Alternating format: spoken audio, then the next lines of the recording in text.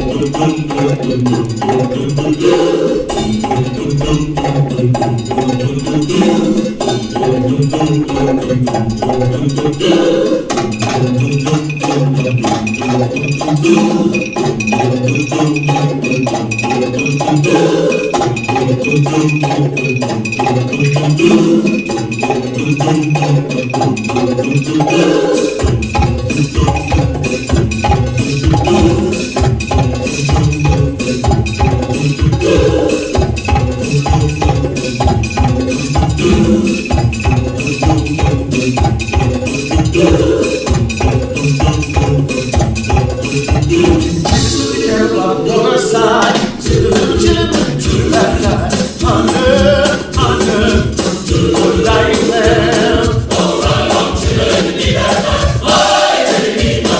the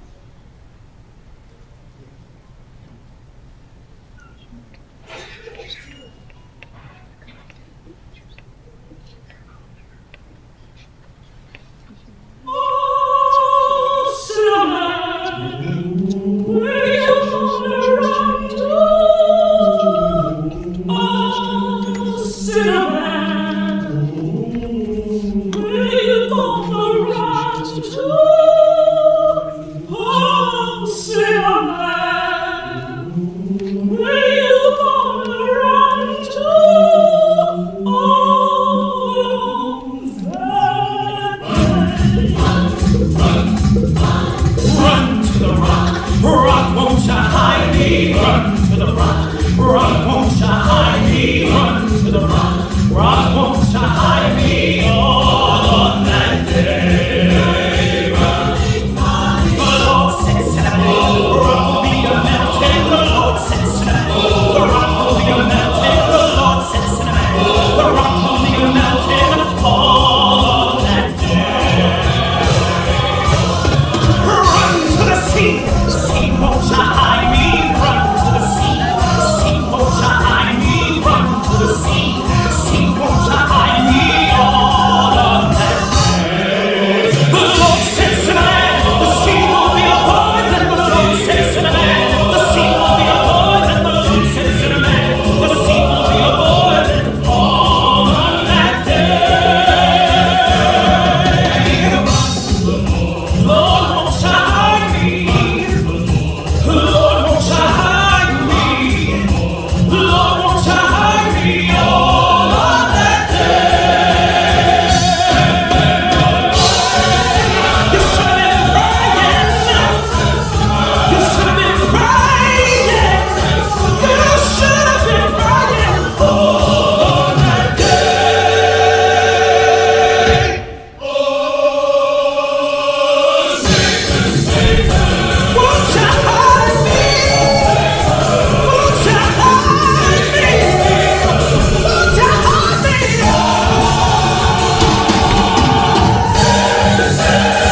Step right in. Step right in. Step right in.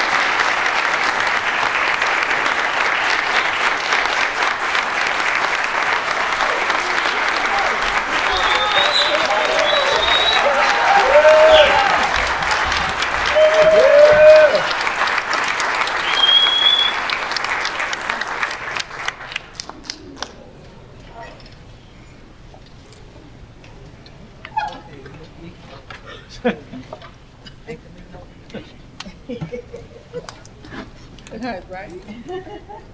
Let's steal that one, sure.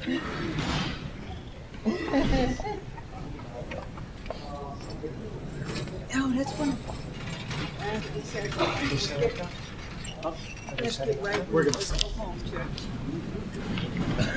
Okay, thank you all for coming. The meeting's over. We'll see you next month. We wouldn't do that at Touch Tech, just to let you know.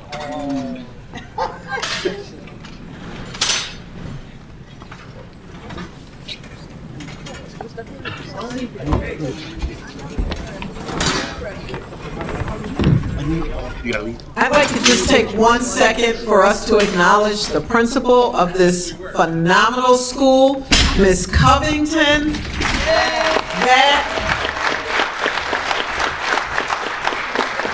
That was amazing. And what I don't think a lot of people understand is that in addition to the academic rigors that these students have to meet, they don't get any waivers or anything like that on the graduation requirements that they have to meet. They also have rigorous arts requirements that they meet, and I think we saw that today with, the choreography, the costumes, the music, the lighting, everything was really amazing, and I can't think of a better way to start a meeting. So thank you so much, Ms. Covington, for hosting and arranging that. That was amazing. Thank you.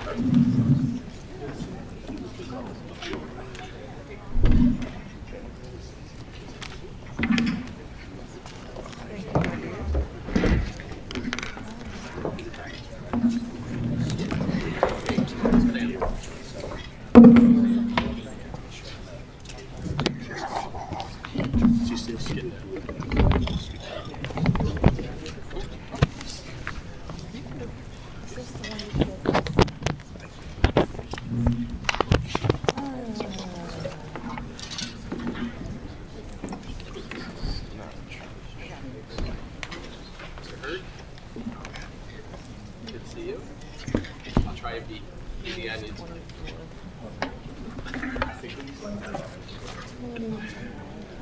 I can't. I'm not sure how you're way at this.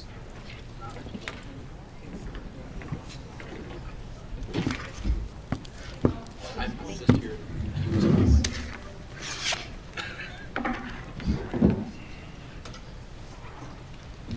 Mr. Hurd, here you go.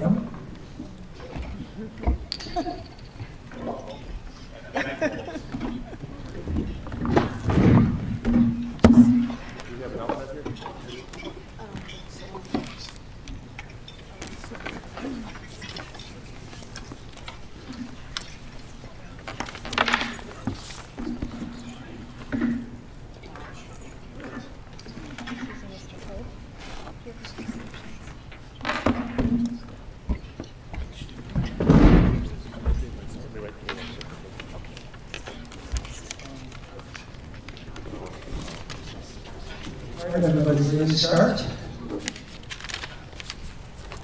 Okay, thank you, everyone. I hope everyone enjoyed both the hospitality and the performance this evening. Just wanted to call the meeting to order. We all rise for the pledge of allegiance.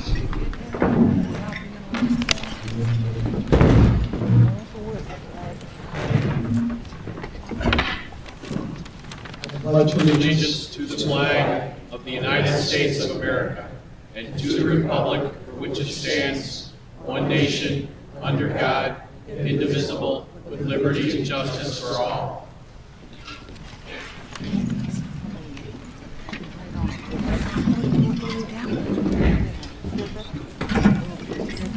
So as many of you are aware, that prior to the beginning of tonight's meeting, the board went into executive session for the following purposes: to discuss pending litigation with the DNI, to discuss collective negotiations with the DTF Local 409, to discuss potential discipline of a specific district employee, and for the purpose of receiving legal advice. The board did take action.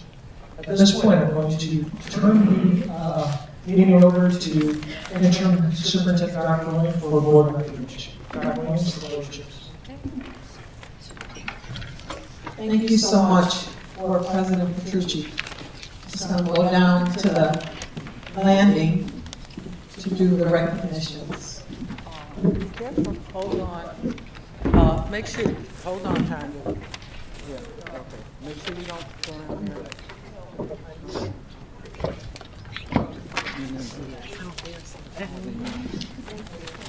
Okay, good evening, everyone. Good evening. On behalf of the Buffalo Public Schools, we are pleased to recognize two dedicated individuals tonight who have each served the district for over 50 years. They have both provided distinguished service to generations of students and families, and it is an absolute honor to recognize them officially before the Buffalo Board of Education and the community. First, I would like to ask Ms. Ethel Klein, who's a valued teaching assistant at school number 74. If she would stand.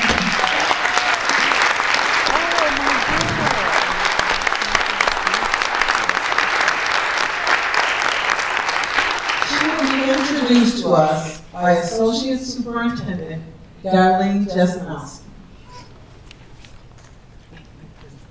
Good evening. Good evening, Dr. Williams. Good evening, board members. I would like to introduce Patrick Cook, principal at school at Hamlin Park. He will introduce and recognize this very beloved employee at school 74 in Hamlin Park. That's right. I don't believe she was. Ms. Jesnowski, thank you. Good evening to all in attendance.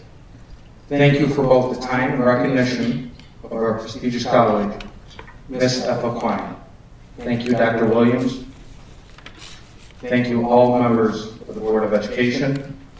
And thank you especially to our Hamlin Park Board President, Ms. Sharon Bell-Cotton.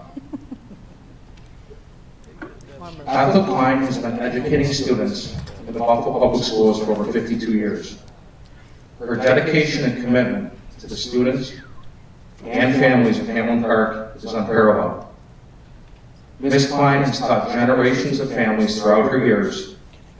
Not only is she respected as an outstanding educator, but she also is a revered member of our school community. She was a parent involvement specialist and an advocate long before others even knew what that meant. She expects the most from her students, and most importantly, she holds a high level of accountability for each and every one. Parents and teachers reach out to Ms. Klein for advice and support. Thousands of students have crossed paths with Ms. Klein in her 52-plus years, and all of them have benefited from her wisdom, compassion, and love.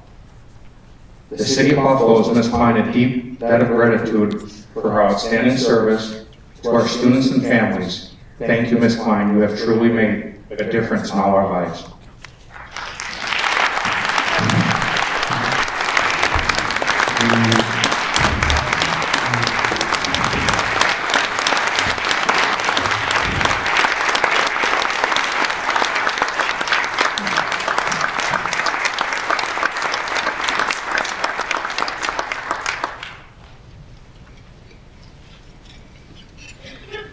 What a wonderful recognition. 52 years.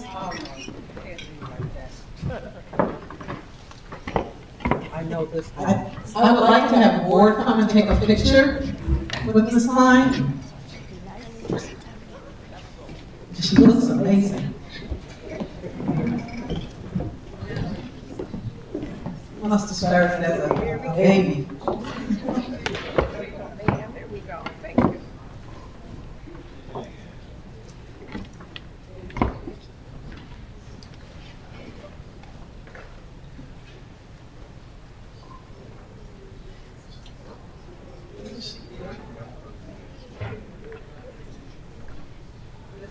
Thank you.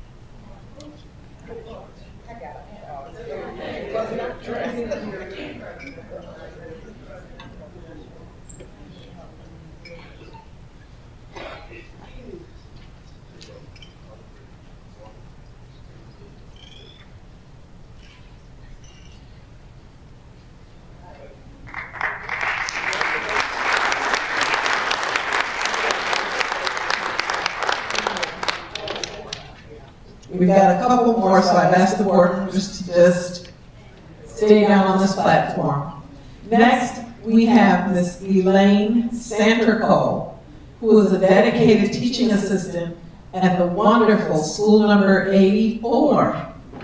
And she will be introduced to us by Associate Superintendent Tanika Shadrick.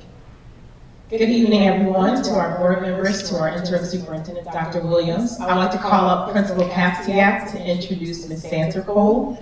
This all came about from a conversation with Joanne Sweat, who was bragging about how dedicated the teacher aides and assistants are to the district. So I want to say thank you to her for just sharing her love and how proud she was of both of you. Thank you, Mrs. Shedrick. Elaine Santercole started with Buffalo Board of Education as a teacher assistant on October 9, 1970 at School 57. In 1972, Ms. Santercole transferred to School 45 and worked in the Title I program there. In the summer of 1972, Elaine worked ESY at School 84 and fell in love with the students and staff. She transferred to School 84 in September 1972 as a pool aide and has transitioned to other positions within the school.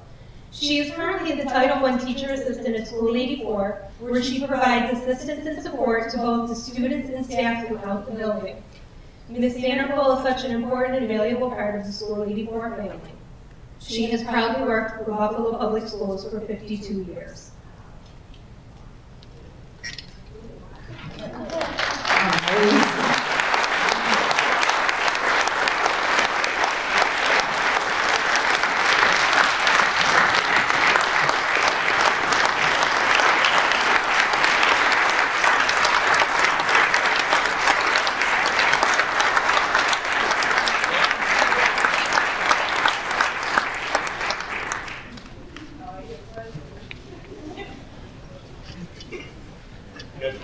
We gotta take another photo.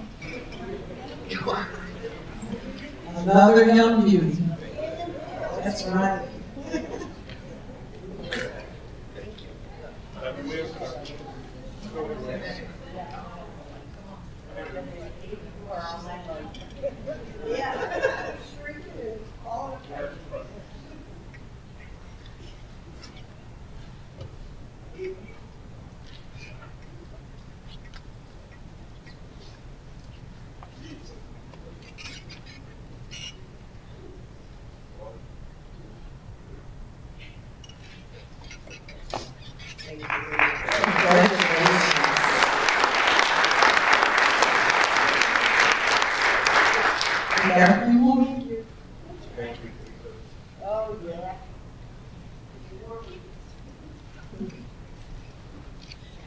Now, the district is very proud to recognize, and I know this gentleman, Mr. Richard Pryzak Jr., as this year's recipient of the Distinguished Social Studies Educator Award from New York State's Council for the Social Studies, just for Social Studies.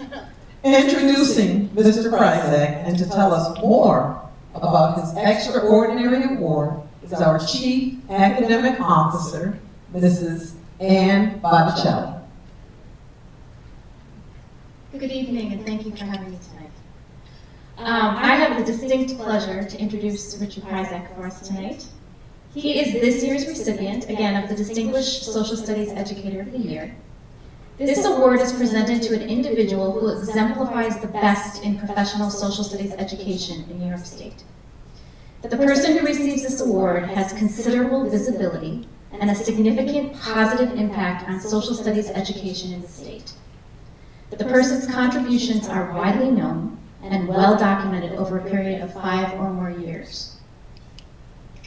And I have the pleasure tonight of talking a little bit about Mr. Pryzak. Rich started working for the Buffalo Public Schools in 1999. He has instructed multiple levels of social studies throughout his career in Buffalo, including grades 7 to 12 history and global studies, economics, participation in government, IB, and AP. In his current position as the social studies coordinator, Rich is responsible for providing support, including professional development, curriculum development, and a lot of guidance and support to teachers of social studies in grades kindergarten through 12.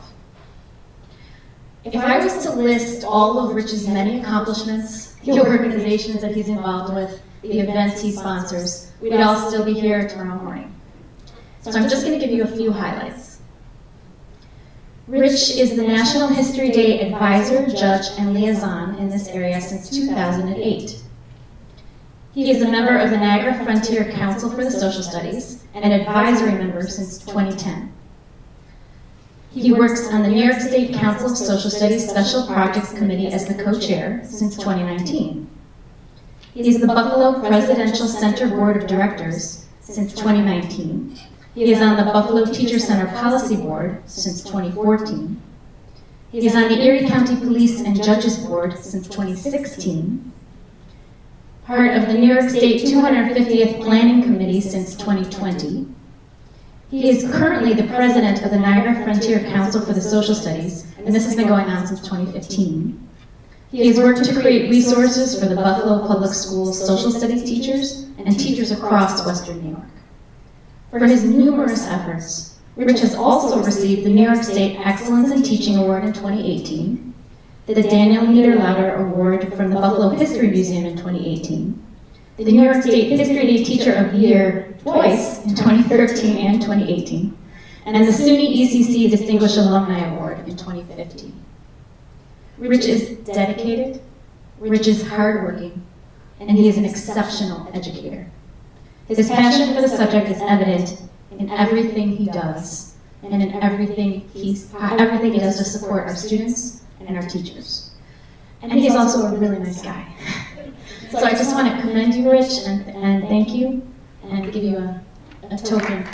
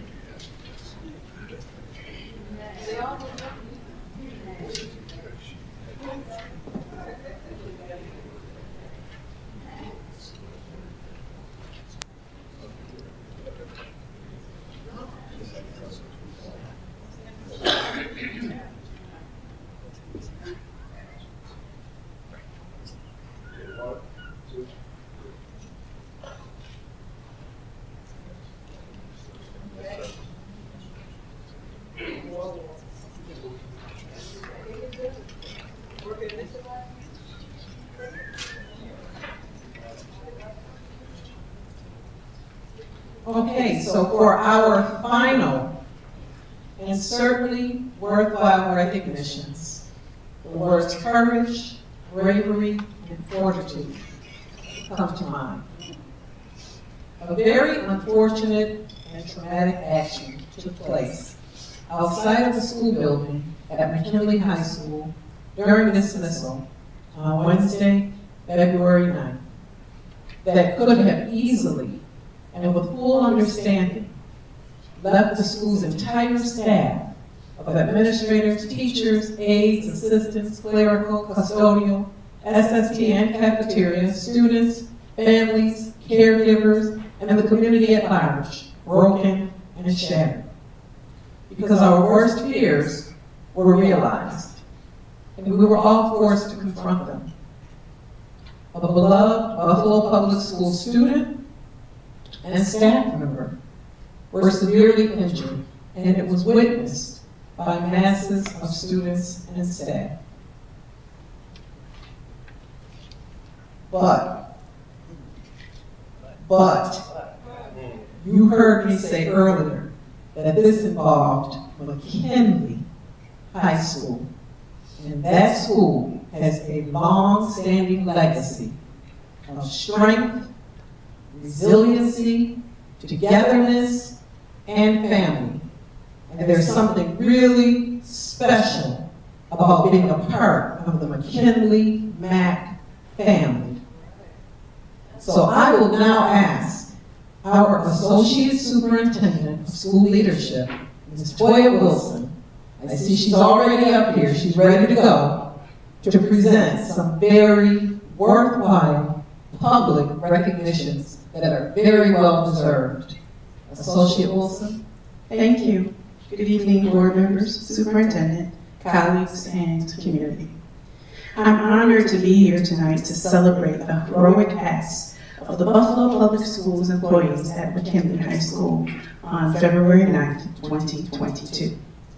As you know, on that day, there was a significant incident that occurred, and during that time, heroes rose to the occasion to support McKinley when it needed support the most.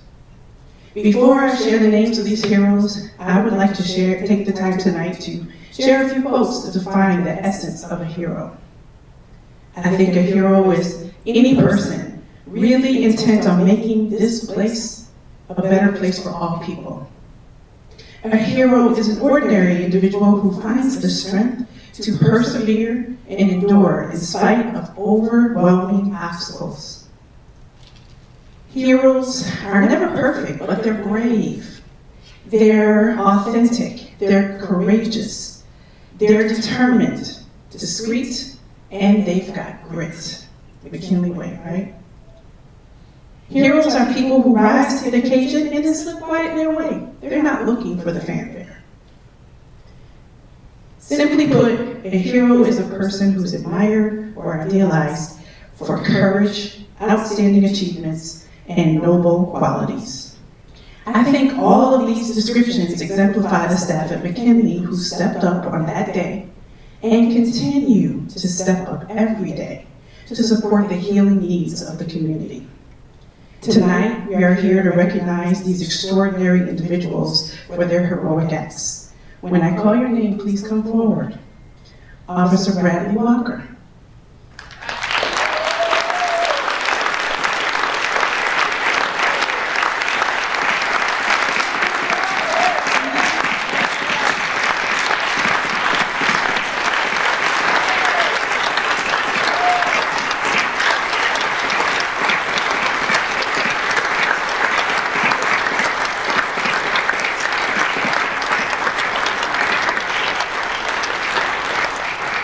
Officer Jennifer Little.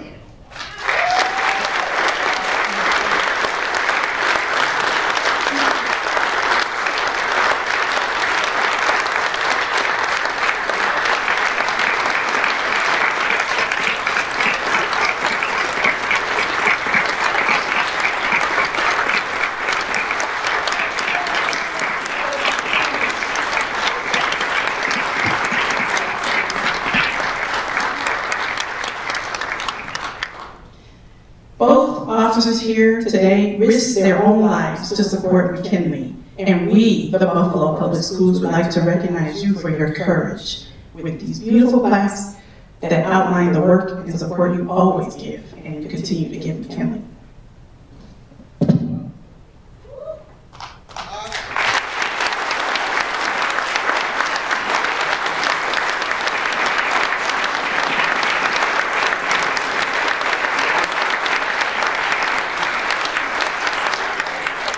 Do you have any family members who are here with them tonight come down? Would you like to come down and join into a picture?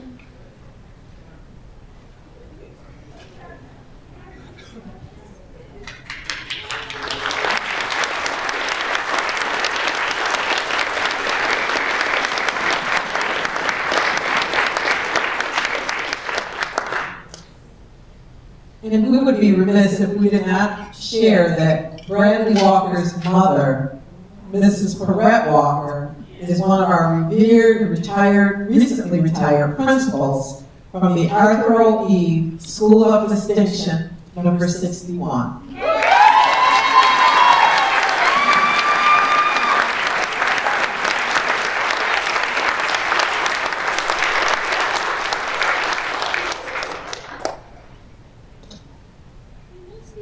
We have a little more.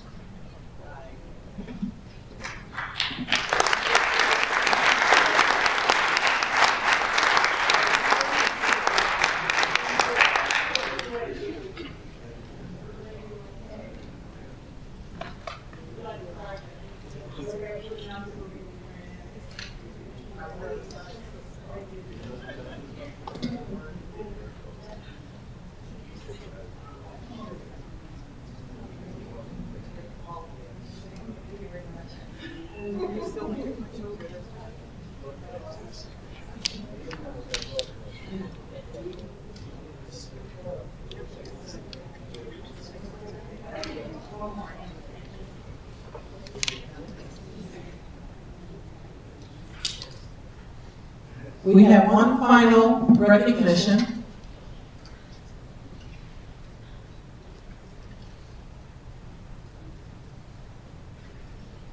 McKinley staff who are here with us tonight, please stand and come down to the front.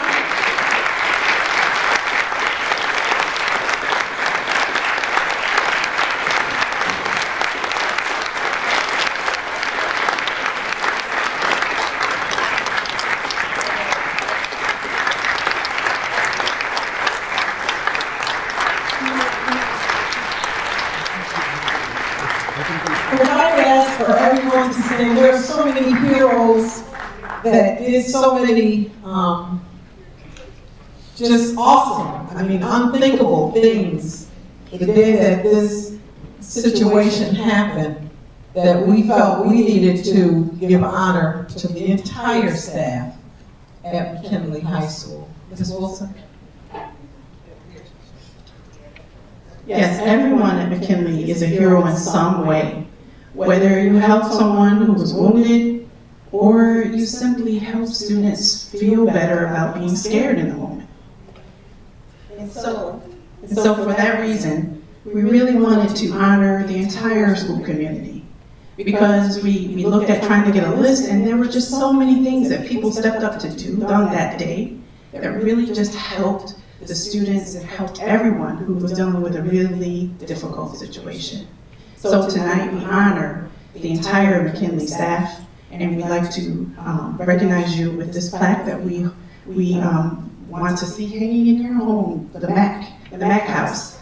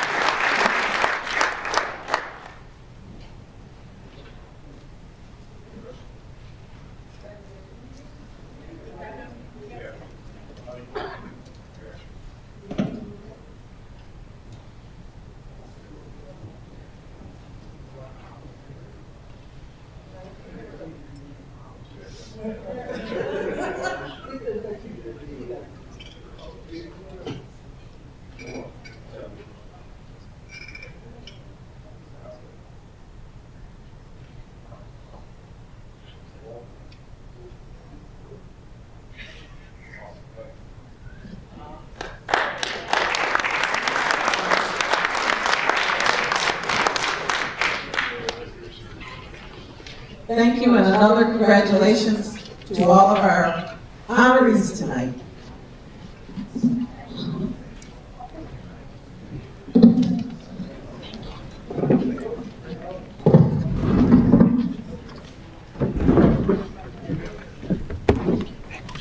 Good to see you. Good to see you. How are things going?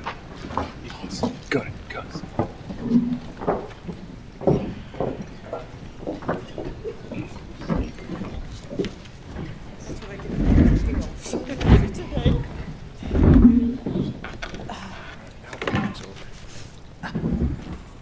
Thank you very much, Dr. Williams, for that heartwarming recognition. This brings us to the superintendent's update. Dr. Williams, want to flag off this? Thank you so much for President Petrucci. I will seek to use the ABCs of sharing, and that is to be accurate, brief, and clear. We have been very busy since March 2nd. I would like to share just an update or overview of some of the work that we've been engaged in that is framed around safety and wellness and educational excellence. So I'm happy to share that phase 1 of our listening tour has been completed, and it consisted of visiting 8 different locations between March 28th and April 14th. For the tour, we solicited recommendations from the board members on where we should hold meetings throughout the city to cast a wide net and to secure diverse feedback. And the results included, we visited 4 schools, school number 50, Southside, Buffalo Academy for Visual and Performing Arts, and International Prep. We visited 2 churches, Antioch Baptist Church and True Bethel Baptist Church, and we visited 2 community locations at the Meriwether Library and the Delegate Writer Community Center. And at each of the locations, we simply asked the audience to respond to 5 questions.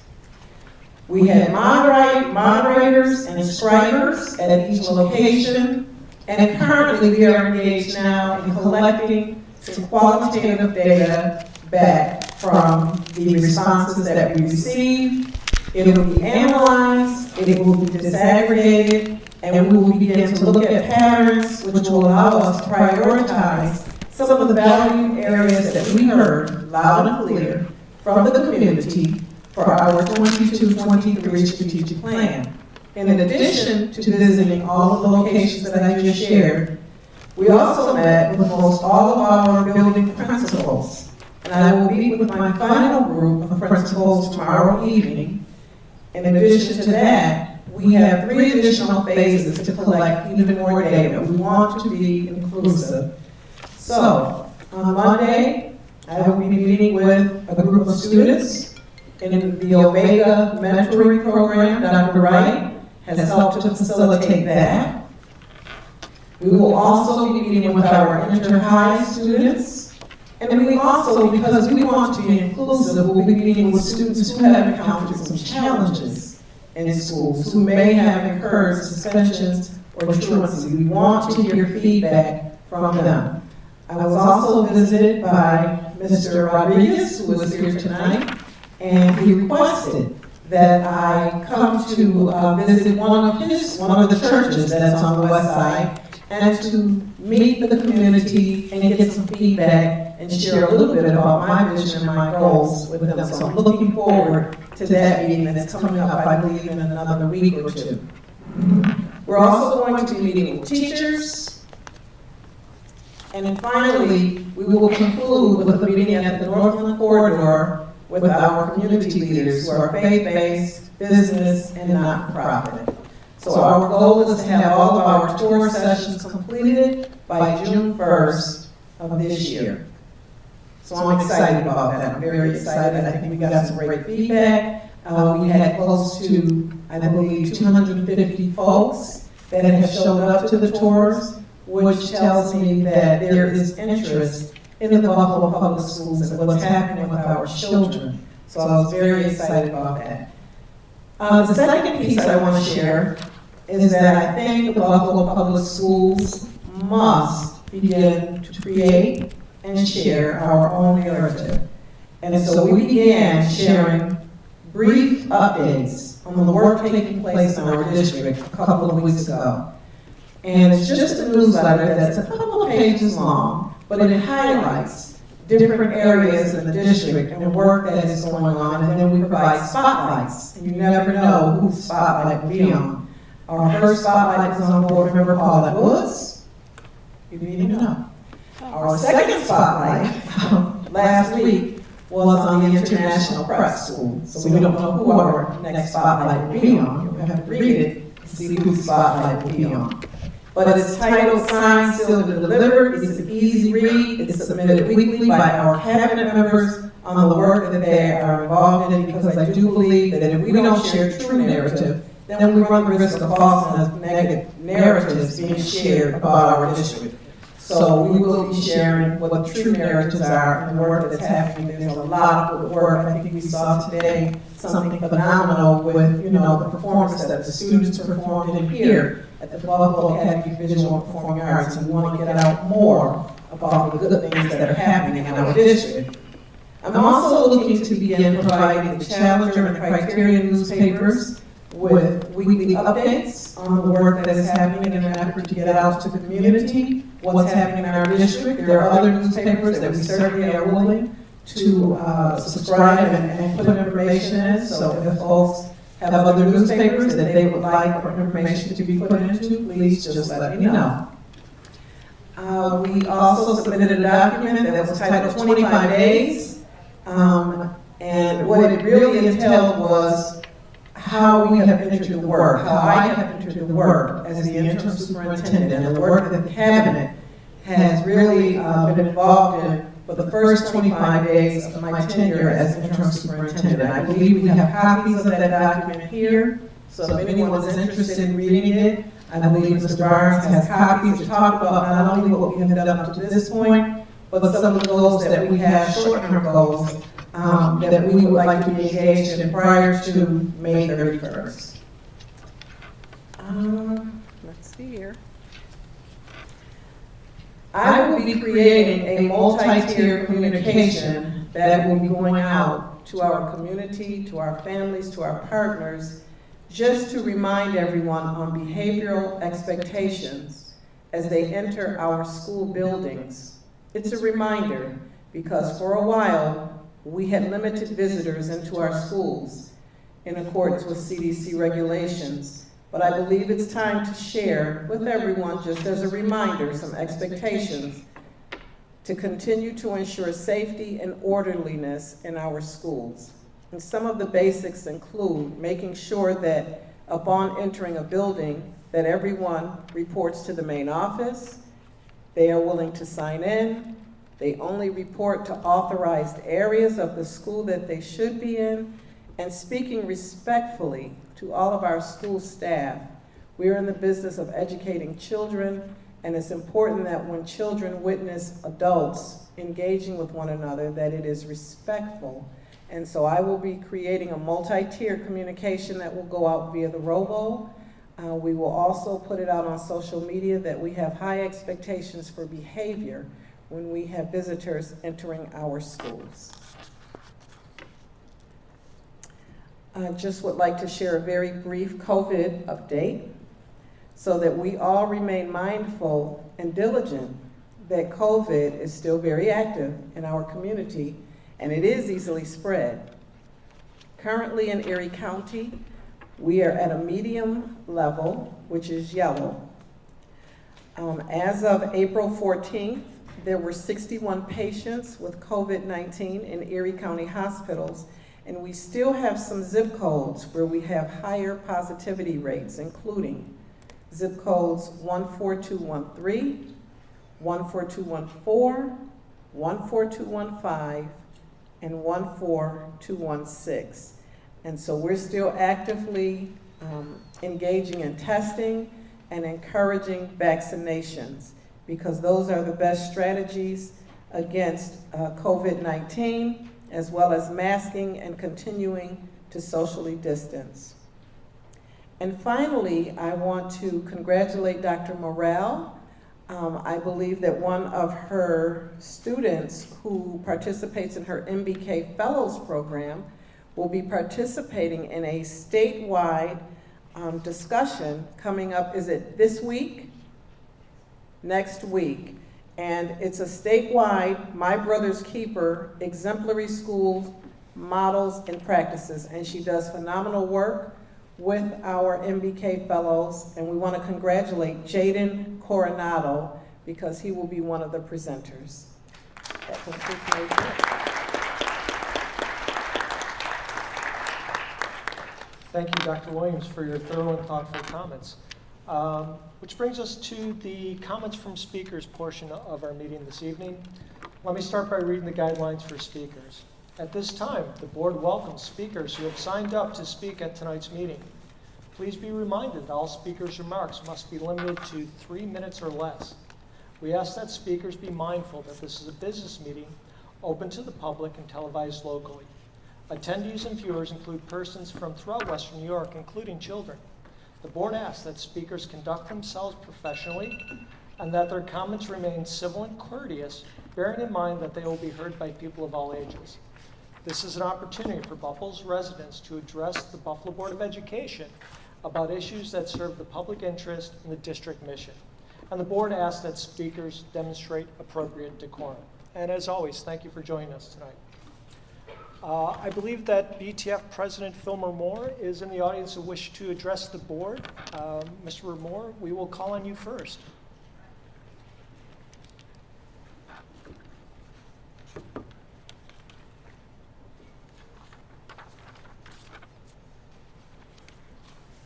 Thank you, Mr. President, and I thank you, Superintendent. My name is Phil Rumor. I'm the president of the Buffalo Teachers Federation. I'm here to address you about the negotiations. Our negotiations started in May of 2019. That's almost 3 years ago. How did it start out? With a big problem. The district wouldn't even agree to ground rules. In particular, one ground rule that they absolutely refused to accept. And I will read it to you, and you can try to figure out why the district would not accept this. The parties will schedule in advance a minimum of 2 tentative negotiating sessions with agreed upon timelines. Your negotiating team refused to agree to that. We asked them several times, why? No, was the answer. At that time, we said, look, we'll give you some time, and we said that this was enough, and maybe you can reconsider it. That was back in 2019. We knew that there was then issues. Then come March of this year, where your proposal for the teachers was no salary increase in the new contract for 2019-2020.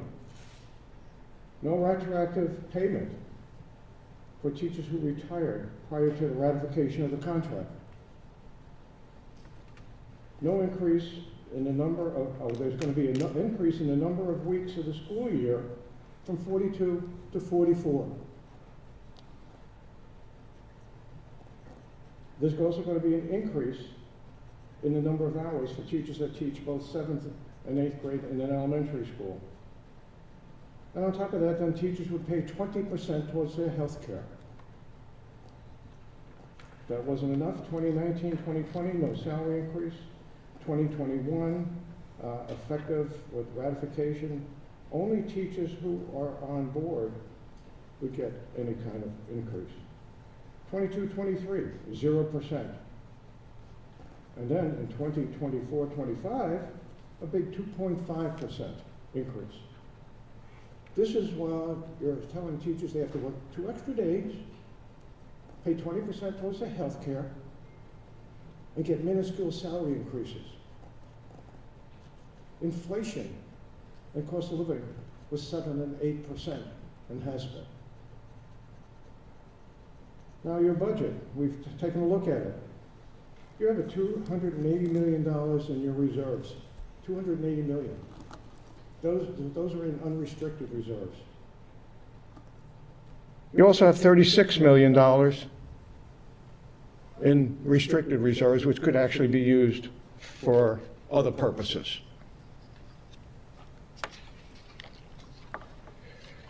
One of the things you're also going to be getting is in as part of the increase in the foundation aid for 21-22, you're getting an extra $41 million. 22-23, an extra $35 million. 23-24, an extra $35 million. In addition to that, you have millions and millions of dollars in federal funds that can be used to keep and retain teachers. And that money is not the kind of money that you usually get, that you can't supplant. You can use this money any way you want. How do you think that money's gotten here? Who do you think's been fighting? I know that you fight also for money, but who do you think has been out there both on the national and federal level? And you know we're affiliated with both national unions, the NEA and the AFT. We're the ones that have been fighting for years, and you know it, for the foundation aid. And you've amassed all of that money, but yet you come up with a contract proposal like the one that you have. Now, there's been talk about the BTF contract proposal, where we took the average of the big 5 or 6 city school districts and said, this is what their average is, and this is what we want. And all of a sudden, we come and say, oh, and also we want to decrease the amount of steps to get the maximum. And then we say, oh, what are you trying to do, bankrupt us? Well, the answer is shame on you. If that costs that much money, then there's something wrong here. Now you say, oh, the big cities, well, the cost of living is high. Well, let me just give you another example here. It takes Buffalo teachers, we have our maximum at 27 years, okay? Hamburg, 19 years. And what is a master's in Hamburg making at step 19? $94,816. What do Buffalo teachers make at the master's at that step? $77,000. How about Williamsville? You know, just for a little interest. How about Williamsville? They get to maximum in 16 years. What do they make at a master's level at that? $100,750. What does a Buffalo teacher make? $72,000. You say, oh, those are big city school districts, those are big districts, they have lots of money. All right, how about this? How about Olden? Longevity, they read at step 20 in Olden. Oh, I'm sorry, in Akron. What do they make in a master's at step 20? $95,500. What does the Buffalo teacher make at 20? $79,700. Yet, I hear, we can't afford it. Then I hear the most insulting part is that you're trying to bankrupt the district. Madam Superintendent, these proposals came out, were done before you were superintendent. And we look forward to your leadership and the rest of the board to saying, BTF isn't trying to bankrupt us. As a matter of fact, what the teacher's saying, that the board's trying to bankrupt us. They'll actually be making less money under your salary proposal with the additional years and the inflation and paying 20% into health care than they're making now. We ask you, Superintendent, members of the board, we're looking for a proposal to the Buffalo teachers. That doesn't degrade and demean them. We're asking that you, we're going to be in negotiations tomorrow, put a proposal together that has your stamp of approval that this is the respect and the dignity that you deserve. You have hundreds of millions of dollars. And a lot of that money came from hard work from the teachers of the city. So I ask you, Superintendent, members of the board, we look forward to seeing the proposal, and when we see the next proposal, we will say that this is what the Board of Education and the superintendent think of its teachers. And we hope that that's one that reflects what other teachers are getting just as well as the Buffalo teachers. And I thank you for your time.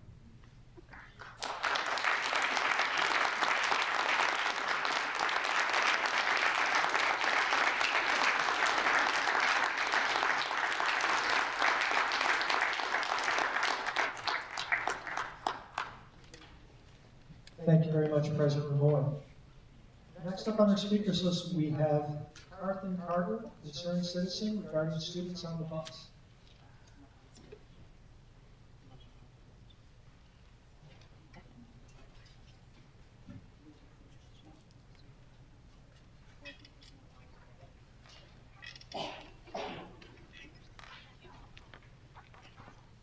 Hello, my name is Carthen Carter, and I am a city school bus driver.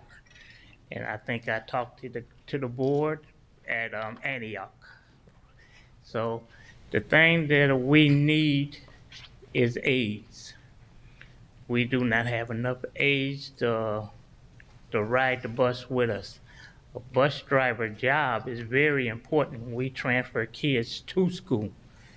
And we have a lot of bad kids on our buses these days. And that's what I have to say. And I know the last time I talked to the board that you said you was going to give us some aids, and I understand that they are working on that. Okay, but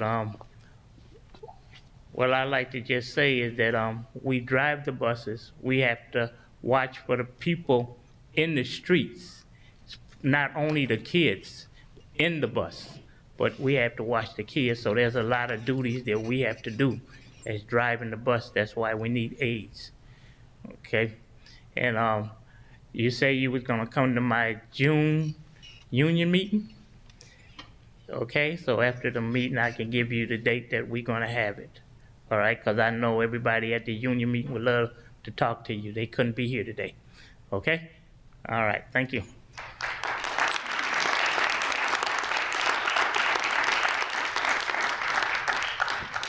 Thank you, Mr. Carter. I know the board has been very concerned about getting the proper number of bus aides as well.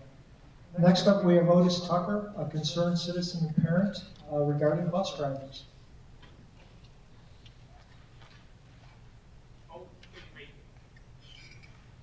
Thank you, Mr. Carter.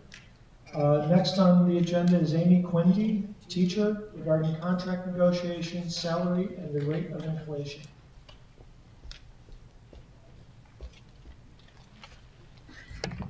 Good evening. On behalf of my fellow teachers, I have some questions for the board. Why do we, as BPS teachers, earn less than teachers in almost any other public school district in Western New York? And any discussion of a raise comes with unreasonable conditions. Yet, at the same time, most of us were asked to go tens of thousands of dollars into debt in order to have the advanced education required to teach, with no financial help from the district or state whatsoever. Why do our average hourly wages now rival those of companies like Starbucks and Target for jobs that require zero investment in a college degree to obtain? Why, with the current inflation rate ranging from 10 to 24% and prices of goods skyrocketing, have our salaries not been adjusted for inflation? Every year, our steps raise our salaries just 1 to 2%, which is still less than the average historical rate of inflation at 3.8%. I did the math. I earn exactly the same now that I did in 2010 when adjusted for inflation. Yet, I have 12 more years of experience, speak 3 languages, and taught in 4 countries as an E&L teacher. At the very least, I am demanding that the district raise our salaries in step with current inflation rates. Why, as part of the new contract, is the district asking us to work even more weeks after they already previously added 40 minutes to our school day, when many other districts still work 1 hour less daily? Why is the district proposing an additional loss of health benefits that were already lost in the last contract? Our health benefits fund health problems that teachers and their families otherwise couldn't afford to treat. We should not have to pay as much out of pocket for health insurance as employees in other more lucrative industries. Our benefits remain one of the few incentives for aspiring teachers to choose this profession. This brings me to my next topic. Since 2010, enrollment in teacher preparation programs has declined nationwide by almost 1/2. combined with stagnant salaries, difficult working conditions, a lack of career pathway opportunities, health care and vacation time in jeopardy, and lack of paid family leave, the teaching profession as a whole cannot compete with other professional occupations, especially due to new remote options. A recent survey done by Good Hire Company revealed that nearly 80% of employees prefer and 40% demand a chance to work from home at least 2 days per week. For these and many other reasons, the district will soon struggle to attract new teachers. Why do we continue to be treated like second-class professionals? Is it because we as teachers are still predominantly women? Why haven't we been able to attract more men and teachers of color into the profession? Is it because of all the hoops that teachers have to jump through only to be paid, treated, and regarded poorly, which sadly women and people of color are historically used to? Thank you so much for your time. Let's think outside the box for a change and get this done. Thank you.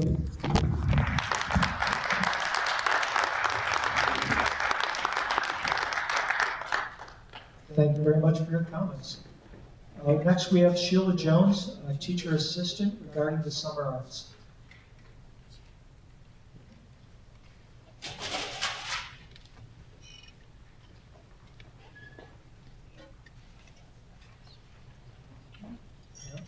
Ms. Jones?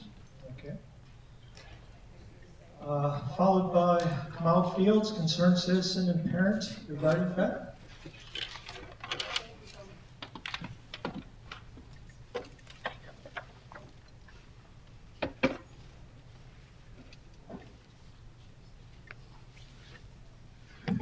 Good day. Blessed love to everybody. Putting students and families first to ensure high academic achievement for all, the mission statement of the Board of Education.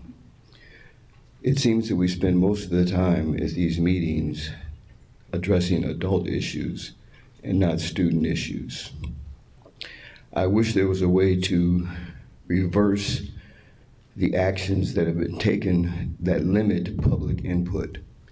When the former superintendent came, before the former superintendent came, the public was invited twice a month, every 2 weeks, to come and address their issues. Once the new superintendent came, that was once a month. Things move very fast in this district, and I think once a month is too little a time to have parents or people have the opportunity to address this board. I wish we can increase or go back to the original time of every 2 weeks so we can be current with issues as they occur. We used to be able to talk 3 minutes and then get 15 seconds to close. Now that 15 seconds has been cut out. We should have education by any means necessary. There should be no way that we don't explore ways to educate our children. Not all children learn the same way, and we shouldn't use a cookie cutter approach. I have some of my students, some of my children who find the education system very boring and don't really like coming to school every day and find it not inviting and not exciting. We should always explore the remote option for those who it works for. We still do not have students who read, write, and do math on or above grade level. That should be the very basic, that they should be able to read, write, and do math on grade level, if not above grade level. No option for education should be off the board. Like I say, we should have education by any means necessary. And I like to see us actually address the students' needs and not spend so much time on the adults' needs. I know the teachers are important, the bus aides are important, the bus drivers are important, you are important. But I remind you of the mission statement, putting students and families first to ensure high academic achievement for all. I'm not sure if you know what first means or what all means, but by your actions, it doesn't seem so. If our students do not read, write, and do math on or above grade level, what sort of education are we giving our students? When students graduate and then can't pass a 6th grade level entrance exam, what value is that diploma? Thank you.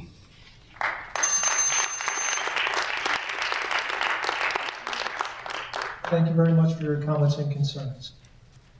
Next, we have Charlie Smith, student, regarding performing arts education.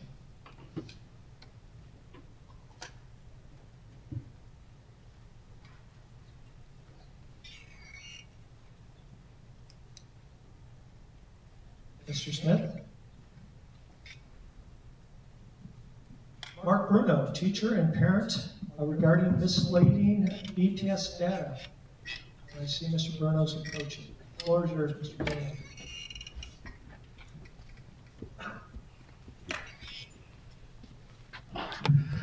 Good evening, Dr. Williams, distinguished members of the Board of Education, and members of the BPS family. My name is Mark Bruno, and I've been a Buffalo teacher for 20 years, and also the proud parent of a 4-year-old going to pre-K in Buffalo. So I'm a city resident, so I have a lot of faith in the city and also the Buffalo Public Schools.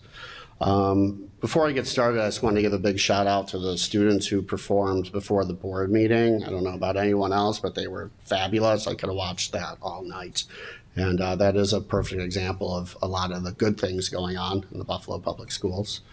Also to give a shout out to Rich Pizak, who I've known my entire career and is a good friend, and it was good to see him honored. And especially I'd like to acknowledge our 2 security guards, Officer Walker, but also Officer Little, who I worked at Riverside for many, many years with, and is also a very good friend. So it was good to see all of them honored tonight, and they greatly deserve that honor.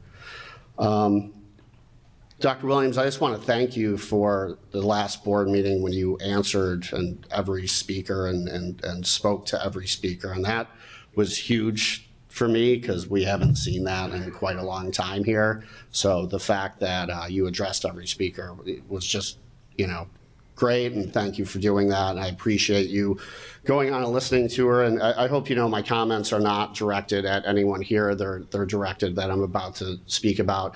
They're directed at the culture of the Buffalo schools, kind of for a lot of my career here. And some of just the data that we're looking at. For example, if you sign into my school 6th period, you're considered present, but you can miss period 1, 2, and 3. All year, and that's not being looked at. I have thousands of illegal absences every year, and so do many teachers in my school. So that's something I've been passionate about for years, talking about illegal absenteeism, because you can't teach in an empty seat. Also, students, even if they don't come to school, the entire marking period still get a 50. A lot of our students work very hard to get 50s, especially, a lot of our ENL students, our English language learner students. So again, some of the data is providing kind of, a false sense of what's going on in this district.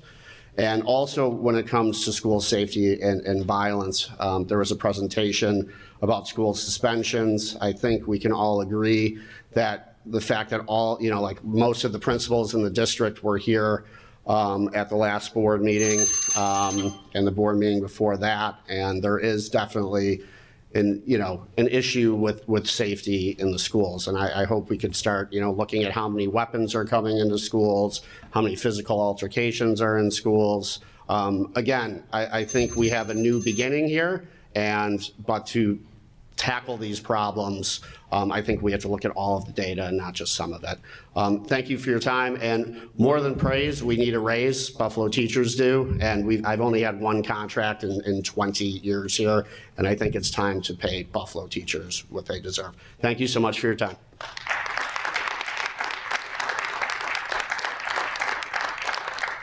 Thank you, Mr. Bruno.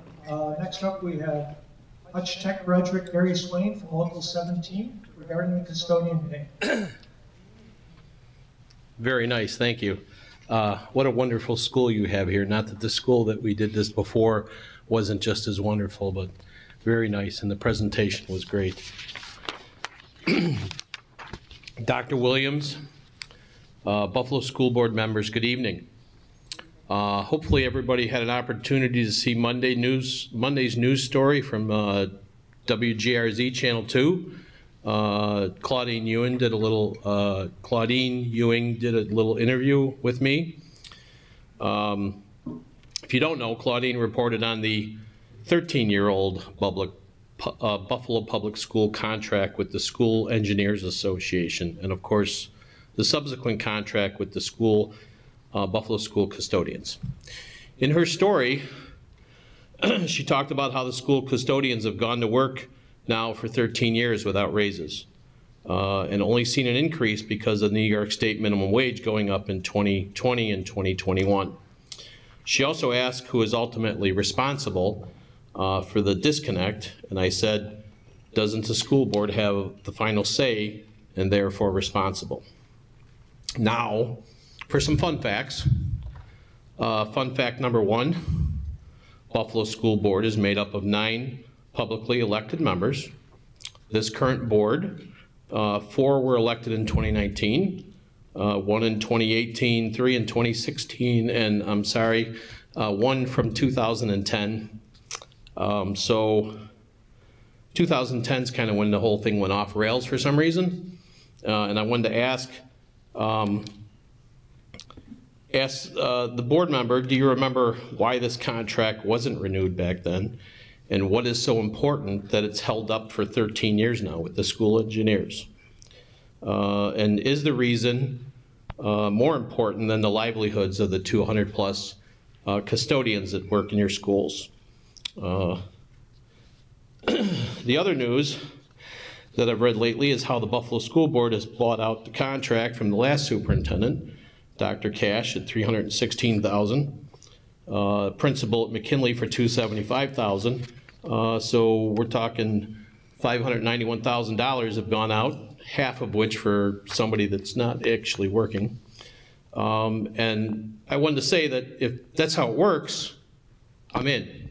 So please make the check out to the Buffalo School custodians for the sum of $23,423,218 in back wages, less taxes, of course. The next check should be made out to the custodians and their pension fund for $5,820,360 for pension benefits. And we just call it good. You know, wash the last 13 years away and see if that's okay. So in closing, if we can finally come to an understanding with these school engineers, then we can come to an understanding, we can come to an understanding with them for the essential workers. So thank you for your time this evening. I look forward to seeing everybody next month, kind of same bat time, same bat channel. Thank you all.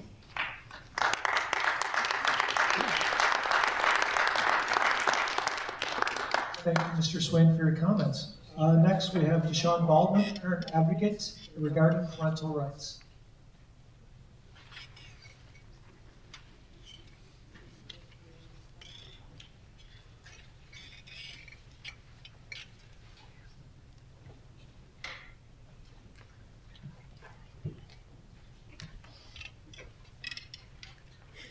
Hello, hey, blessings and peace, everyone. How are you guys doing tonight? I am here to talk about tonight with the parent rights, just highlighting paperwork, mostly starting from the Buffalo Public Schools Code of Conduct. So in parental rights, it's a lot of rights that parents and students do get, but when we look at the school suspension requirements, it's specific on what parents get for short-term and long-term. Our parents have been getting information. So the parents that I've been working with, most of them all get information. Some of their information that they would get that notify their children if they're going to be suspended short-term does not come within 24 hours. I do understand that sometimes maybe a student might rip up the paperwork, but then if that is the case and they're notified of it, they still don't get it. So parents to them, they like, we didn't get the paperwork. And then there's other cases where some of them never got it within 24 hours at all. so then they don't get the right to the informal hearing just because it was sent out. So I'm seeing kids who's being sent home from school that same day. They never get the paperwork. They got the phone call from school, but they did not get the paperwork or the documentation, which therefore means that they don't have the right to know that they have the informal school hearing to be able to have a full investigation and talk about the process. So this is happening to a great deal of parents. Some parents also are getting long-term suspension paperwork, but they're not getting it on time. I have one parent who has it late and sent out 7 days prior to after when they should have received it. And then the information comes, it's not uniform. So between all the school boards, or every school, how they decide to write up the short-term suspensions and the long-term suspensions, the paperwork look different, where some schools might say the reason why that they're being formal or why they got in trouble. Other schools may not say that. So parents bring up the questions too when their paperwork is not done or written in the correct format, or they don't get it on the timeline. What is the point of having that time if they do not have any ways that they'll be able to negotiate or have discussions on if their children can do a short-term suspension, in-school suspension versus a long-term suspension, or if they can shorten or lessen the amount of days because they already been out of school all this time. So we have one parent who's been out for 30 days. Before or after receiving a notification because they didn't get their stuff sooner, but if they would have knew that they had a long-term suspension quicker, they could have already tried to do all of the steps so that way they could be back in school sooner. So these are some of the issues that's happening. And I was wondering if someone would be able to provide me with information with what type of rights do parents get, if any, when they do not get documentation in the appropriate timeline. And if the Buffalo Schools is open to modifying the paperwork that go out to be able to have it unified and make it more parent-friendly, because it is very confusing to be able to see how the informal process happened or something referring them to go back to their code of conduct, because a lot of parents are so confused about the entire process and how it works. So I just wanted to state that. Thank you guys for your time. I look forward to you guys getting back to me. You guys have a blessed night. Thank you very much. Next we have PTA advocate, concerned grandparent Lena Ferguson regarding the Buffalo Community PTA.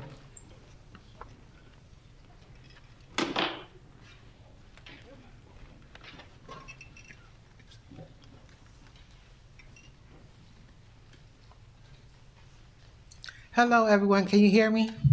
I'm sorry. I'm Ina Ferguson, if you don't know who I am, and I'm standing here with a group of parents that we have formed together called the Buffalo Community PTA.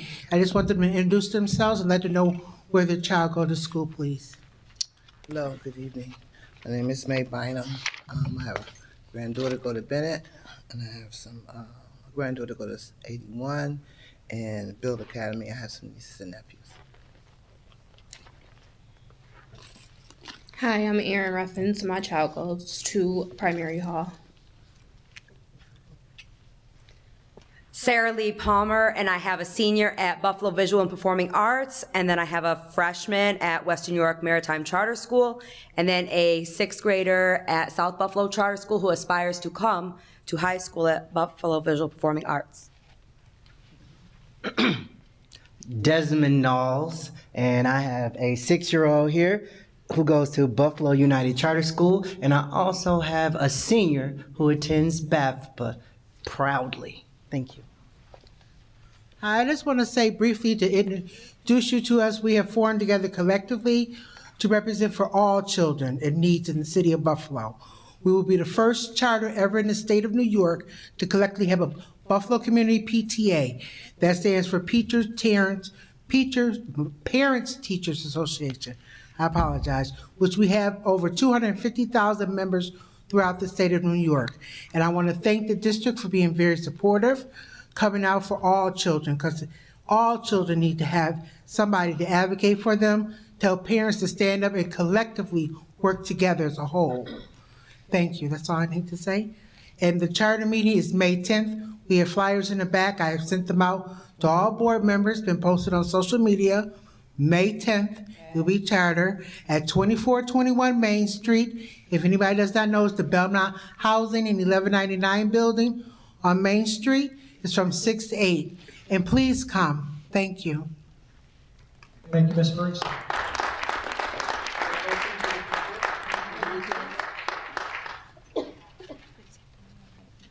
Next up, we have Joe Masha, concerned citizen regarding a wrongful termination.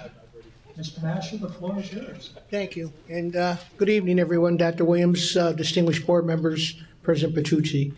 This goes back to the fall when I was called by the superintendent of the grounds department, and he asked me to fill out an application. They were looking for 6 employees. Well, I was called, filled out my application with Civil Service and the Board of Education. Everything was approved. I was one of the 3 that actually got the job. Had the job for a month. I was called down to the Human Resources Department by an arrogant, condescending, and dismissive person, and it took all of 5 minutes for her to terminate me. She asked, you only have 2 options, 1 termination, 1 to resign, and I wasn't going to resign. I was accused of lying on an application.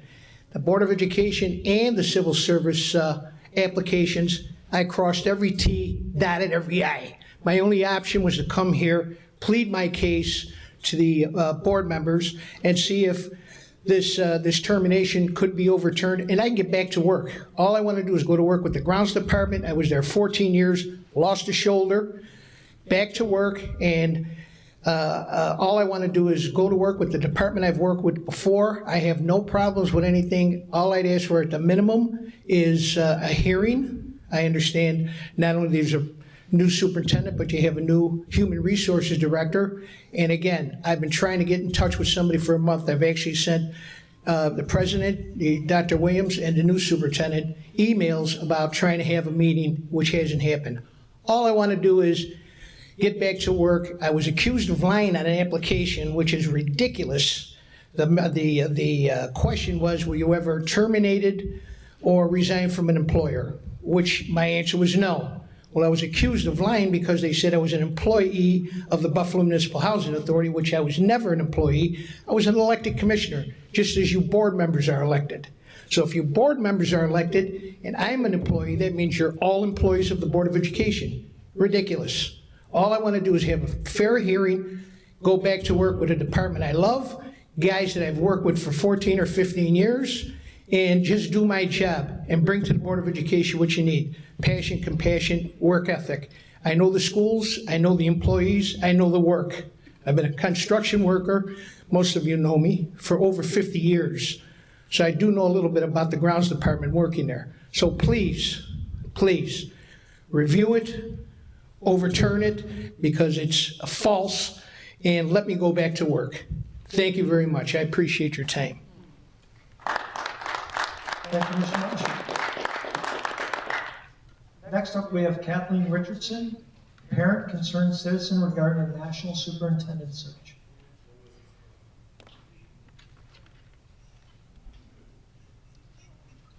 Kathleen Richardson.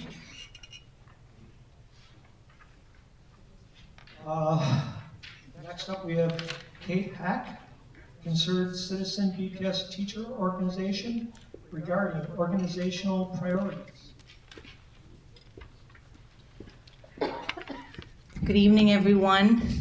My name is Dr. Kate Hawk. I've been a member of the BPS community since my children started at school here in 2001. However, my husband and I have been parents since 1990, and our 3 sons graduated from Buffalo Public Schools in 2008, 2011, and 2018.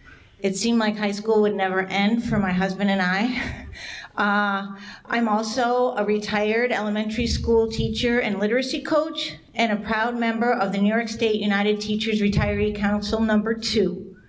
Although I exported my talents to the suburbs, I did my student teaching here at Build Academy under Mrs. Johnny Mayo and Olmsted 64 back in 1983.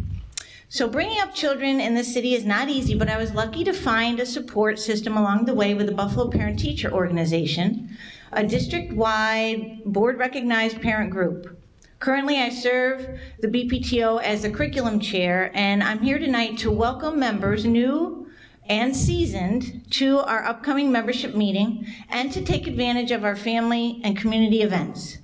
The best thing about the BPTO is that it welcomes everyone, current parents and caregivers, students, teachers, and concerned community members like myself. We all have a lot to offer our community, and BPTO recognizes and takes advantage of talents, no matter if you have students currently in the district or not. Our mission is simple. In order to facilitate student success within the Buffalo Public School District, the voices of all members of the community must be engaged through ongoing relationships. Thus, it is the mission of the Buffalo Parent-Teacher Organization to initiate, support, and advocate and recognize positive projects, programs, and accomplishments of the students and the schools. Now, this mission is purposefully optimistic. And we also understand and engage with the problems and issues in our schools and our neighborhoods. At the same time, we want to promote a positive BPS experience for as many families as we can. So we work hard to put families in touch with staff who can help with specific issues. We cultivate and maintain strong relationships with all stakeholders. And we rally in support of programming that we know is best for our children and families. Our monthly meetings are informative and accessible, and we hold them at East High on Saturday mornings from 9 to 11. And we also bring people in via Zoom. For instance, this Saturday, April 23rd, we'll host Dr. Fatima Morale, the Associate Superintendent of the Department of Culturally and Linguistically Responsive Initiatives. Members of the BPTO hold Dr. Morale in high regard and keep her close to our hearts as she does the difficult work of talking about race and equity in our schools and in our city every single day.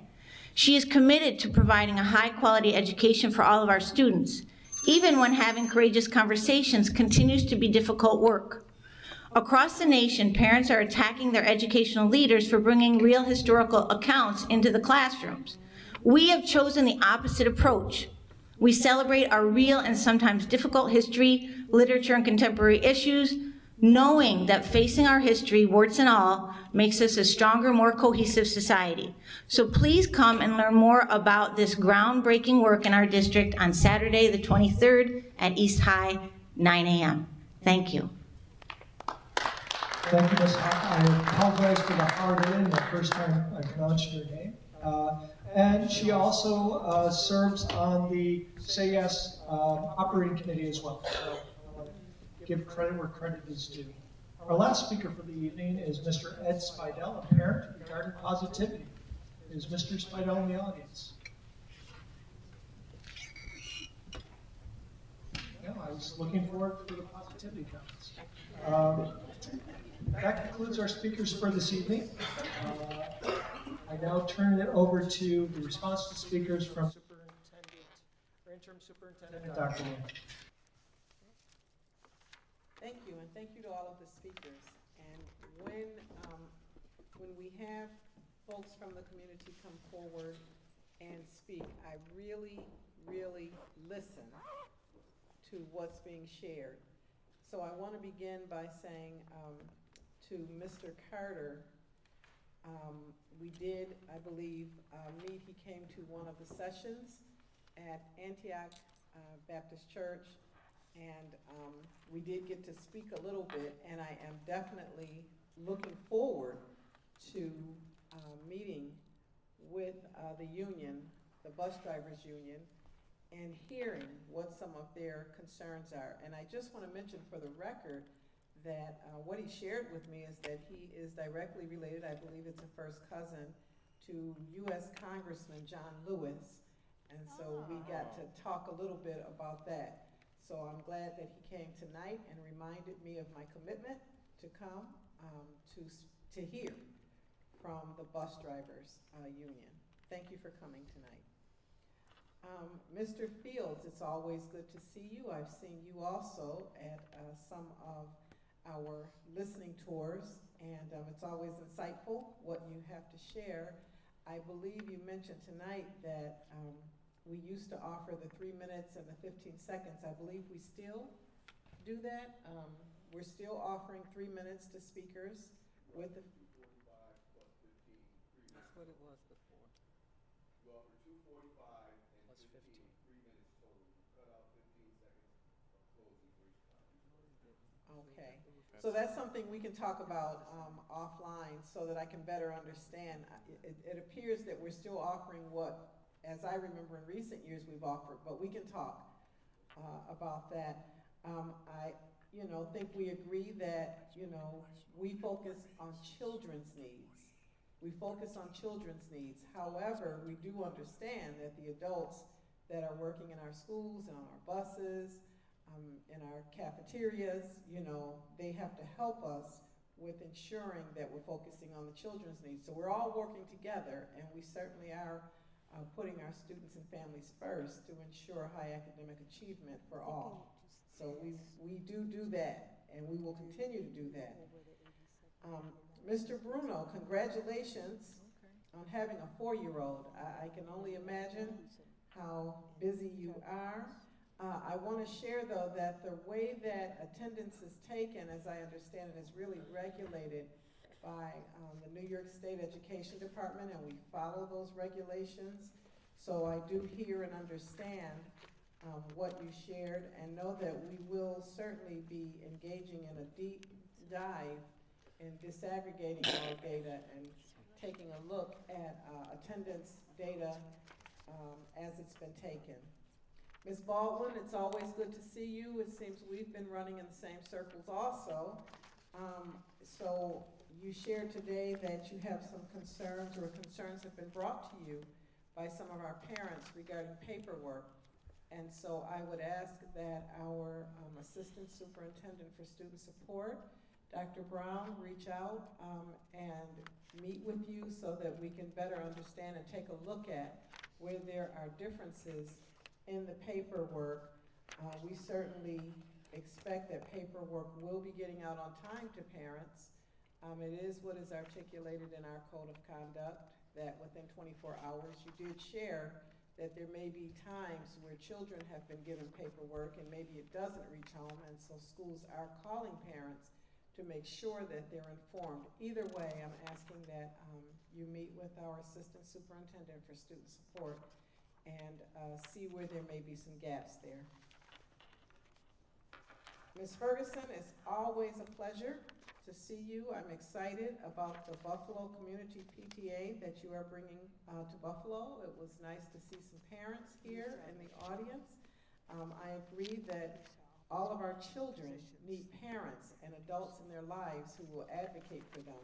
So I'm very excited about the work that you're doing with respect to that. Thank you for bringing that to the attention of our board. Dr. Hawk, always good to see you also.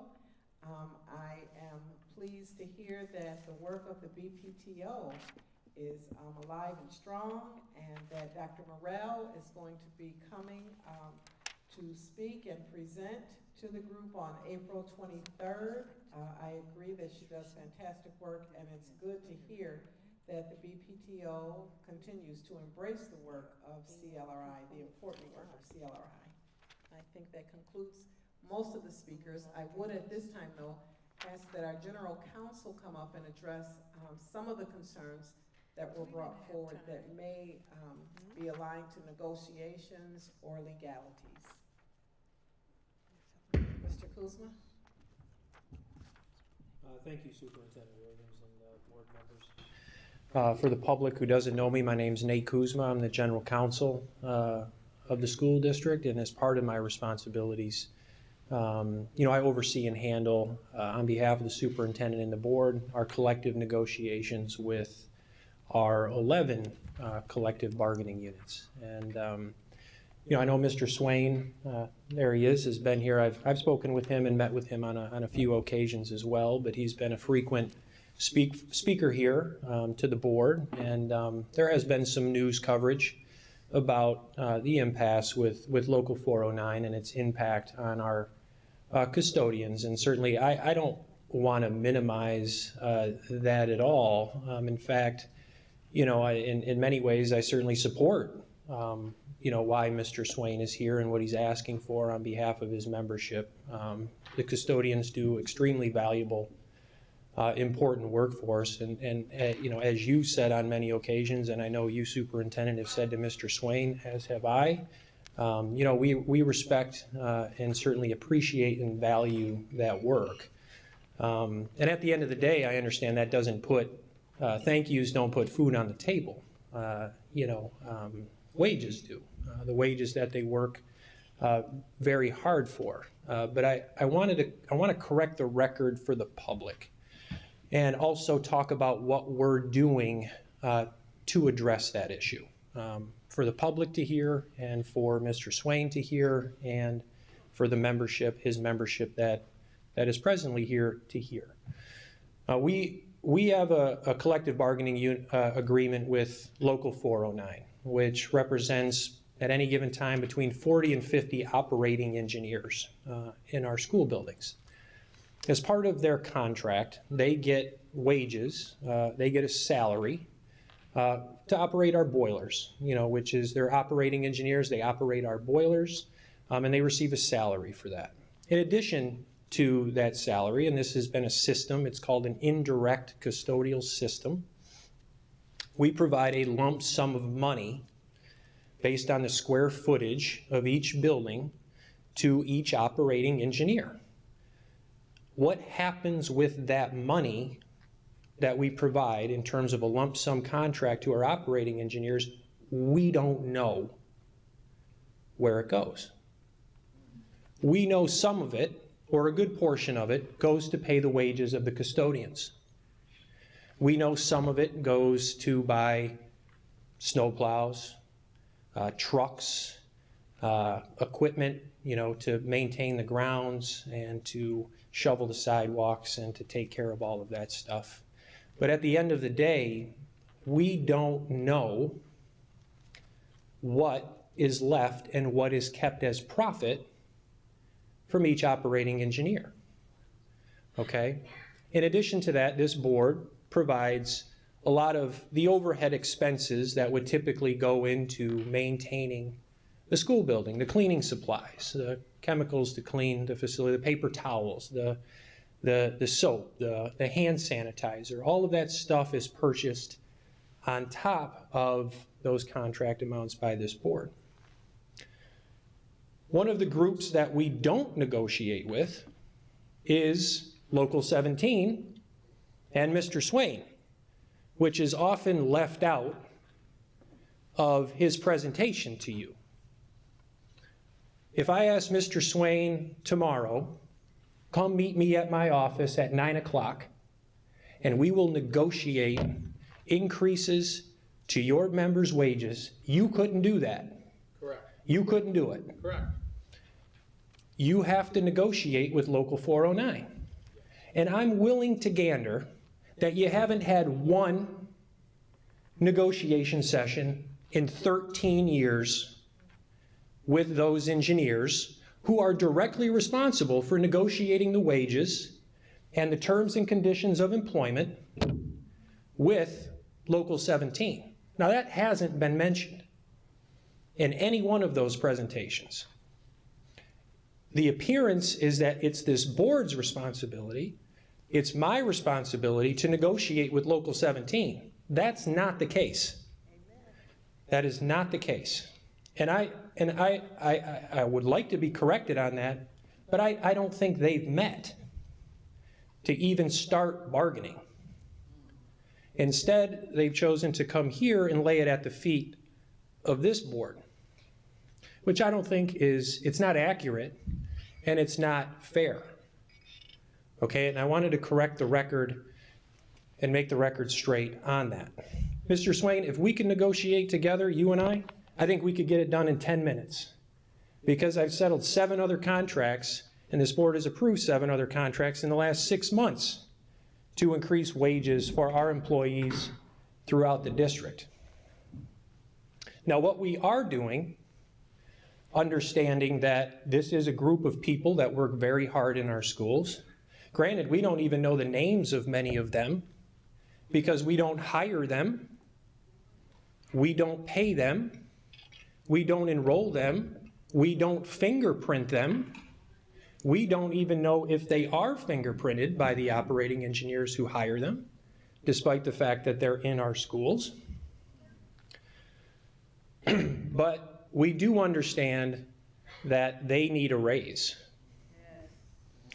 Okay, so we have went to the group that is responsible for negotiating with them, and we have made an offer to them to give them additional resources, financial resources with the understanding that they would prove to us how many individuals they've hired. They would prove to us that they've negotiated an MOU with Local 17 so that those wages would go directly in their pockets so that they can get the wage increases and the raises that they deserve.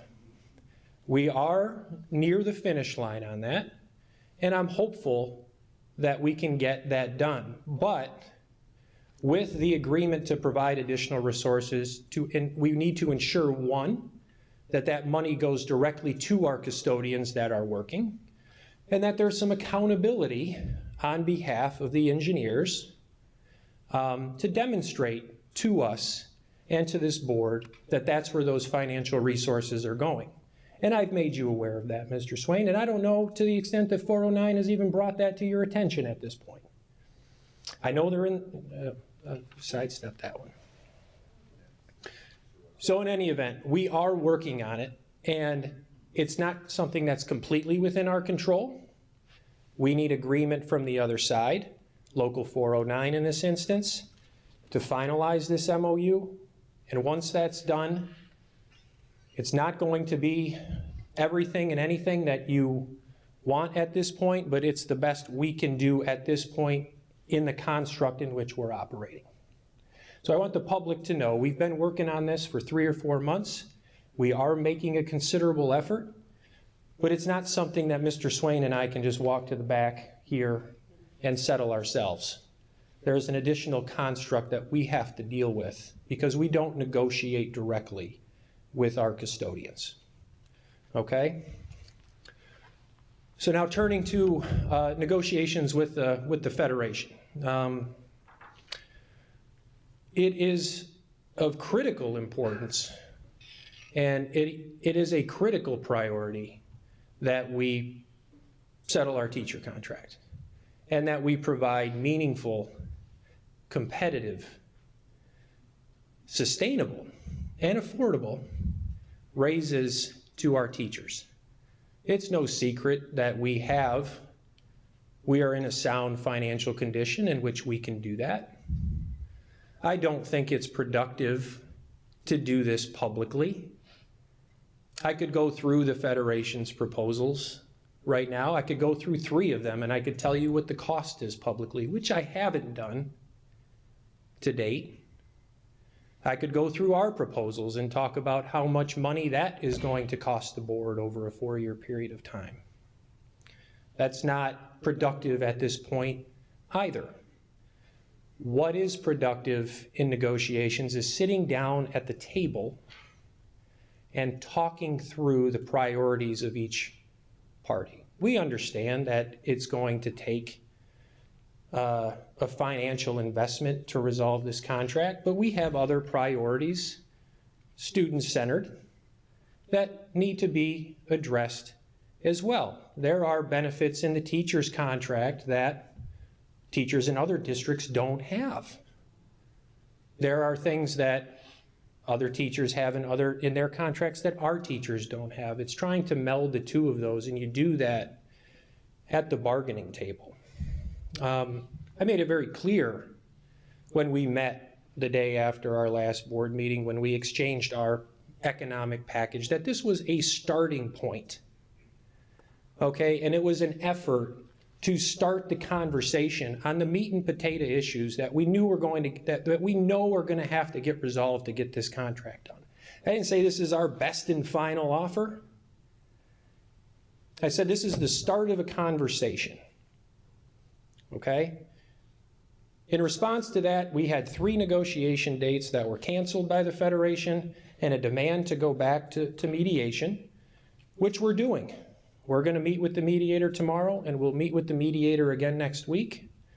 And I expect that we're going to have vigorous, hearty, and productive discussions about what it's going to take to get this contract done. And I will commit, because I've spoken with the superintendent about this, and I know this is her desire, and I know it's this board's desire, I'll set aside as much time as it takes over the course of the next month to sit down with President Ramore and his negotiating team to hammer this thing out.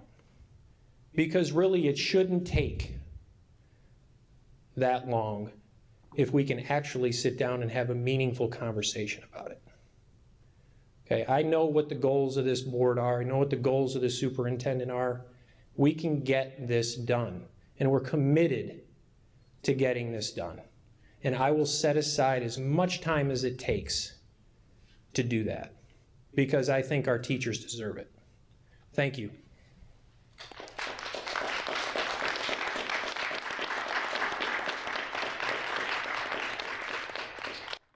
Thank you, Mr. Kuzma. Next on the agenda, we have action on the minutes from the previous meetings. Do I hear a motion to approve the meetings from the March 16th and the April 4th meeting? So moved by Kathy, second by Paulette. All in favor? Aye. Any opposed? Any abstentions? Thank you. The motion passes. Next, we have committee reports. I'm going to start with Ms. McCosey and go around the table. So, Jennifer, do you have anything that you'd like to report? Yes, thank you, President Petrucci. This month has been kind of a busy month, a lot going on. I attended on the 2nd, the third and last school board forum with the Urban Think Tank and We the Parents, along with Board Member Woods and Board Member Kottman. There were a lot of discussion, really great questions from the crowd, and productive. I also attended the last community PTA meeting that was held at, it was the old, where it was on Ferry, the old YMCA there. And that was pretty vibrant, and it was good to see a lot of folks in the room, and there's definite energy around this group. On the 7th, I attended No More Excuses. It's we women warriors are. It was like a sequel to another event. Really hearty discussion around violence in our community, how to bring the youth back into our arms, figuring out how to include youth in working on solutions in some of the problems that we're having in the city, not just within the school, but in their communities as well. It was a lot of conversation from a lot of community members about that. Board Member Hurd, Board Member Kottman, and Board Member Woods were there as well. On the 9th, there was a United Women in Faith. This is United Methodist Church. All the women's groups across Western New York came together for their annual community breakfast. They had elected me their keynote speaker and are very concentrated on the school to prison pipeline and how communities outside of Buffalo can be supportive or help out or just be made more aware. So with the time that they allotted me, I wanted to make sure that I wasn't the only voice in the room, and I was graced by Interim Superintendent Tanja Williams, Dr. Fatima Morel, Ms. Sharon Brown, Ms. Mai Wynn, who really spoke to the work that we were doing, and I believe that the education piece and the energy, whether you guys know it or not, these folks were very, very energized by what they heard.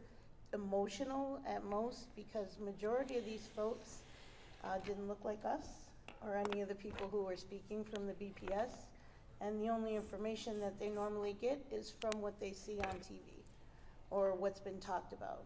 So it was really cool, and it was very energizing for people to see that we are doing work in the BPS that supersedes any imagination that some of these folks had. And they want to meet again. They want to figure out how to support. I challenged them, as I always do with folks who say they want to support. Well, you got to come to the table to do that. So I look forward to bringing us all together again and you guys to develop that relationship. And on the 16th, this past Saturday, I attended the National Action Network, Homicide to Healing. That was an intense time. It was a memoriam where all the names of the folks who had been, killed homicidal victims in our city in the last year were actually named. They had posters on the table where these names were actually listed, where you can see their names and see their pictures.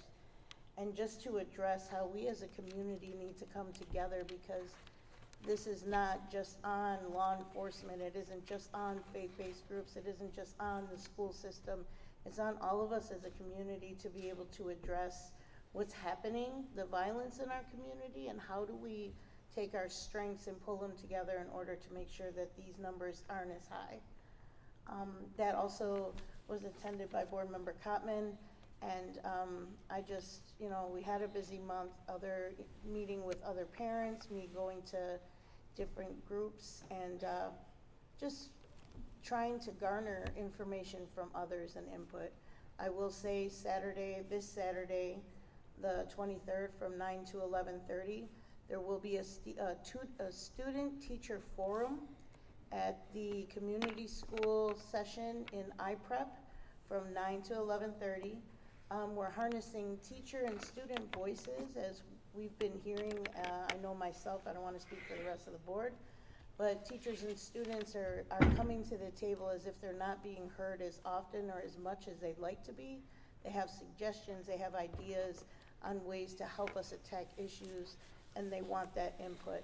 So we'll be doing a participatory budgeting session where students will have their own breakouts, teacher will have their own breakouts, and we'll get some of that just real data information where we can take it back to the district and see if anything matches up with some of the issues that we're working on. So if anybody would like to come, again, it's 9 to 11:30. There'll be breakfast and lunch, IPrep, International Prep High School, from 9 to 11:30. Thank you. Dr. Rivera? Yes, I can report out on our work session of Executive Affairs where Dr. Williams kindly and impressively shared all the things that she has been doing for the last 25 days, which is an extremely short amount of time. She broke it out for us in the areas of quality, meaningful and inclusive instruction, safe and supportive learning environments, high-performing workforce and realignment of human capital, enhanced community connections, and operational excellence. There are so many items on here. I won't read them all, but I'm going to give you a few highlights, particularly the ones she bolded for us. One of them is meeting with secondary ASLs and building principals in this short amount of time, as well as expediting ELT programming for elementary 21st century schools, which is a really big accomplishment in my opinion. Safe and supportive learning environments, interviewing of bus aid or security officers, as well as scheduling a bus aid job fair. I combine those two, I apologize. Disseminating individual school safety surveys, creating a letter that was shared with BPS parents regarding school safety, implementing a pop-up, moving over to high-performing workforce and realignment of human capital, implementing a pop-up to central office locations on Fridays to greet, meet, and informally gather feedback on the work from staff, and also, make more connections, interviewing candidates. And I forgot to add also with safeties, the gold standard of walkie-talkies, which is really critical. In the areas of enhancing community connections, she has met with so many people. There's a large list that are from community members, that are from school communities, that are from parent communities, that are from nonprofit communities and faith-based communities. And she's going to be starting parent congress meetings as well. And then in operational excellence, centering students in BOE meetings by showcasing the brilliance of our youth at the start of meetings. We saw some of that today, right? As well as ensuring equity and accurate fiscal accounting, cultivating community and stakeholder support, hosting bi-weekly cabinet meetings, working with the cabinet to continue to further the work. And she also made promises by the end of May. It was delightful to hear. In my opinion, I really enjoyed it, and I appreciate her willingness to share these, and I'm looking forward to seeing more. We also discussed the extent to which it's important to work with our community following the lead of our interim superintendent, and talking more about, as we move forward as a district and where we go next, is assessing needs and assets throughout the district and ensuring any search process or other process reflects the priorities of our school community. Thank you. Thank you, Dr. Rivera. Mr. Hurt, you're up. Thank you, President Petrucci. First, I'd like to start off with a report from the athletic committee, and it's been a very busy month also. First, I'd like to say that the spring sports are in full swing this year for athletic department, and contests are starting this week for the girls' junior varsity lacrosse team. Now, this was implemented for the first time in the Buffalo Public Schools history. So now the Buffalo Public Schools is catching up with the rest of the state of New York and the rest of the country and supporting the lacrosse team. And we're also looking for other avenues how to support the lacrosse program, bringing a men's lacrosse team and working with juniors and youth lacrosse. Great news is that All High Stadium is now under construction. So all the planning that we've been doing and all the work we put forward about putting that deteriorated field together has now started. So the old turf has been removed and the preliminary work for that is underway right now. So we give a hand to our interim superintendent and our board for passing those values and getting a study done about what would be the most constructive way of putting that program together over there. So we already stated in the past all the work that's going into into All High Stadium, but right now it's underway. And I do have to ask permission because I have a person who's doing a study of history in the city of Buffalo, and he wants to go and photograph All High Stadium as they tear it up and put the new program down. But he's an independent individual working for himself, so he asked for permission in another group also to be part of history and recording the refurbishment of All High Stadium. So I couldn't give him okay to go ahead, but he was asked to be removed from the property. The next thing that we have is our fall coaching staff and sports scheduling is complete. And tomorrow we have a meeting with the Modified Sports Program. This is our first committee meeting with the Modified Sports Program. And we came a long ways because we're also looking not only for input from our current coaches that's here in the Buffalo Public Schools, but it's be initiating our community coaching program that we've been talking so much about and getting those people that's invested in the community to reach out and speak with our speak on behalf of the community and working with our kids. It's something they've been doing for decades. So that's going to be tomorrow at Riverside at 12:30 p.m. And the next one, and Mr. House, he has been serving on the Section 6 officials negotiating committee.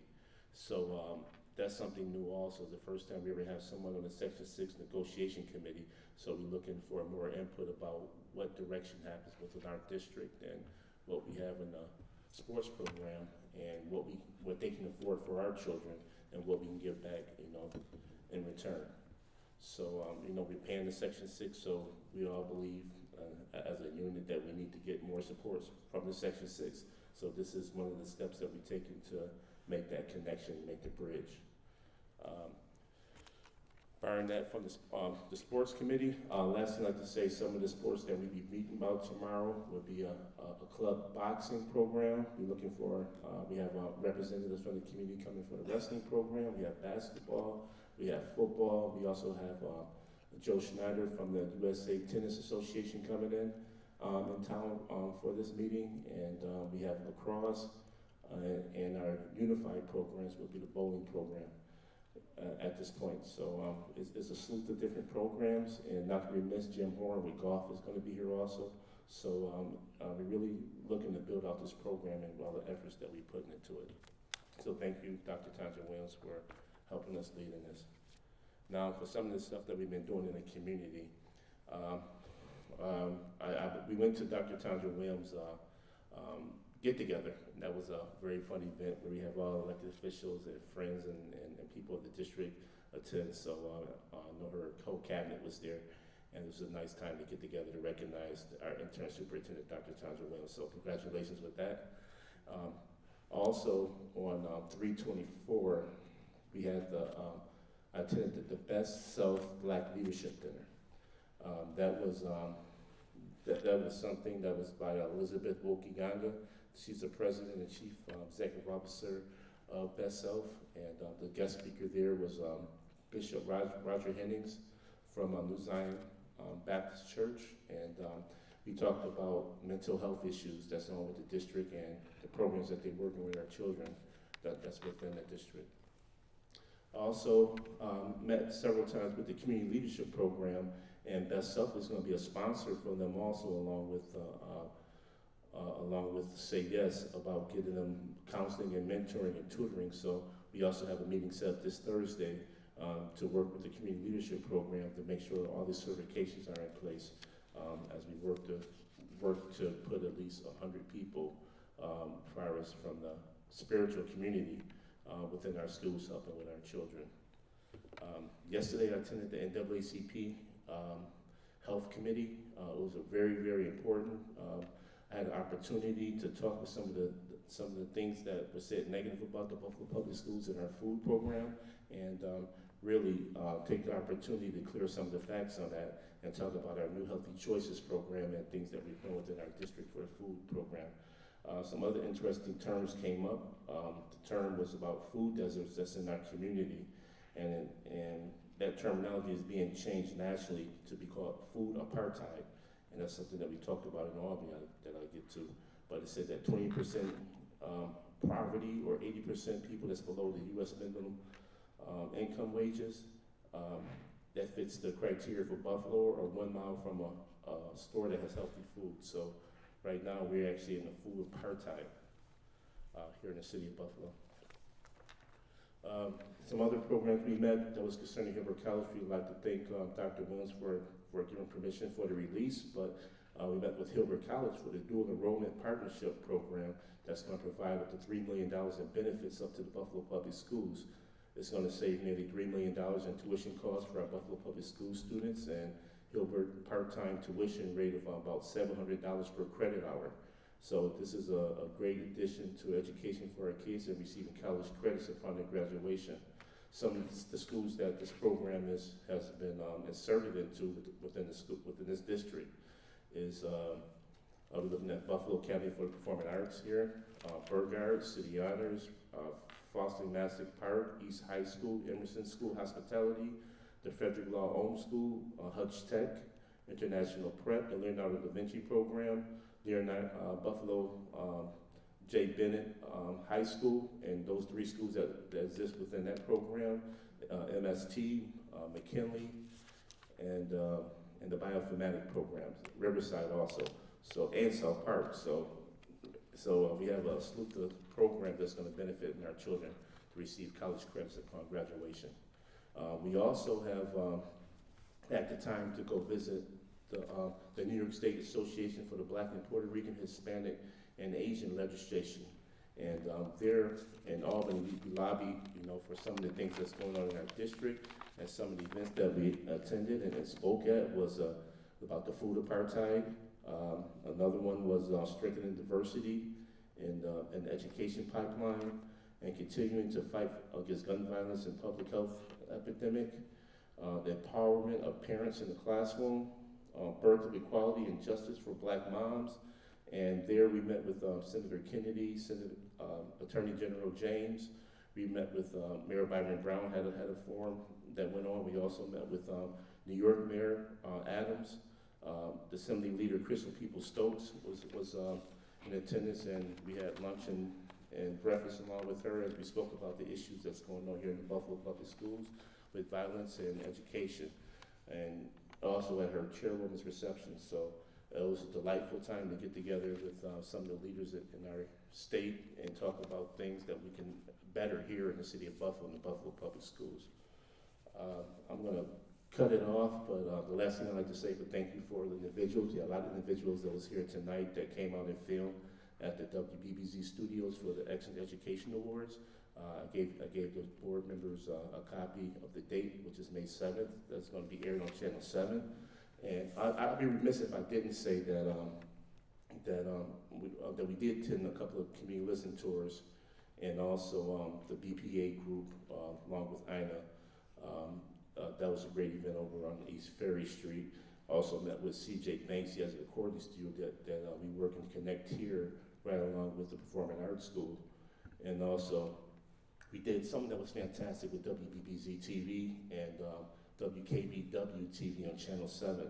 We came into the Makowski School number 99, the Harriet Tubman School, East High School, and here at Performing Arts, and we recorded children talking about positive things that they say about their teachers and their schools, and recorded it. And I was along here with Brian Barnes with the permission from Dr. Tanja Williams and the principals.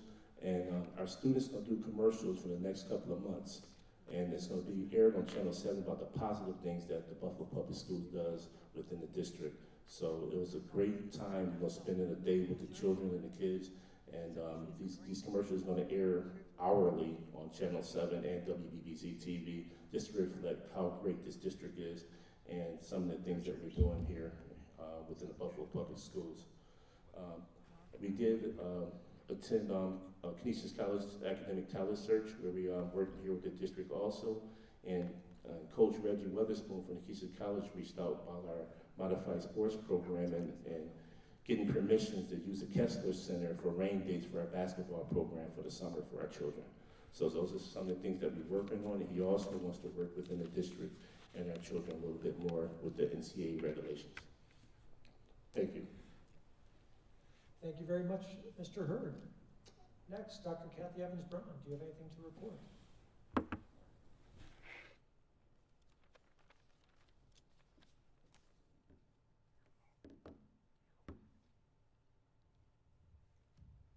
Good evening. Thank you, President Bertucci. So, Mr. Hurd, I'm so glad to hear about that particular initiative, because we as a district have to change our narrative. I am so sick and tired of being sick and tired of hearing negative things about this district. Me too. We do a fantastic job, and this year, that is our goal. This is clearly, we are changing the narrative to a positive, because we have great things going on in this district. And if I hear one other person come to that mic to say that our kids are graduating in deficiency, I don't know what I would do but stop it. So thank you for that. Okay, so before I report on my work session, I do want to talk about some of the things that I participated in as well. I did attend a Saturday Academy at Dr. Charles Drew, and I met with Say Yes administration, Dr. David Russ and Tanya Staples. And it was a fantastic activity. You guys don't know what you're missing. Parents, hear me clearly. We have some fantastic Saturday academies going on in this district. There is something for everyone. I participated myself in a healthy eating class and was taught about, how important it is to eat healthy, was given, nice healthy dishes and et cetera. I got full off of it. I also participated at that school. There was a truck, and in this truck was gaming activities. And this young man, he's a minority out of Rochester. And the kids were really excited. They were participating in the gaming activities. It was vibrant. There was a lot of music going on, and it was fantastic. Also, I saw or observed coding, going on. There were also a number of BPS students who were either current students or graduates of our district, who are mentoring and participating or interning with the Buffalo Museum of Science.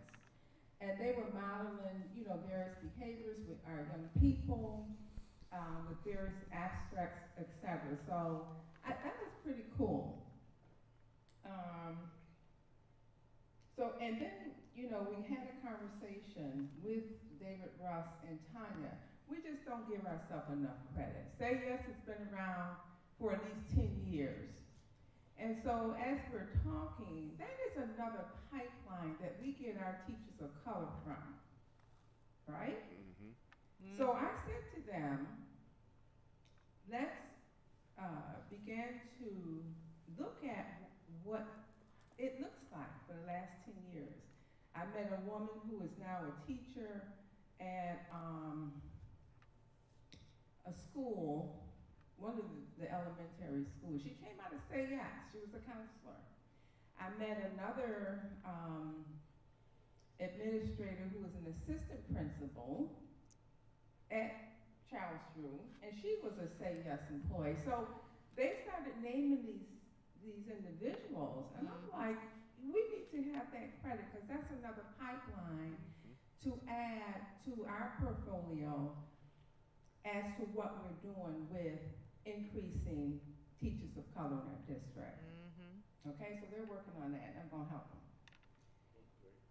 All right, and then I attended the PTA facilitation that some of my colleagues talked about at the Eastbury Resource Center, in support of Dr. Williams in her role as interim superintendent.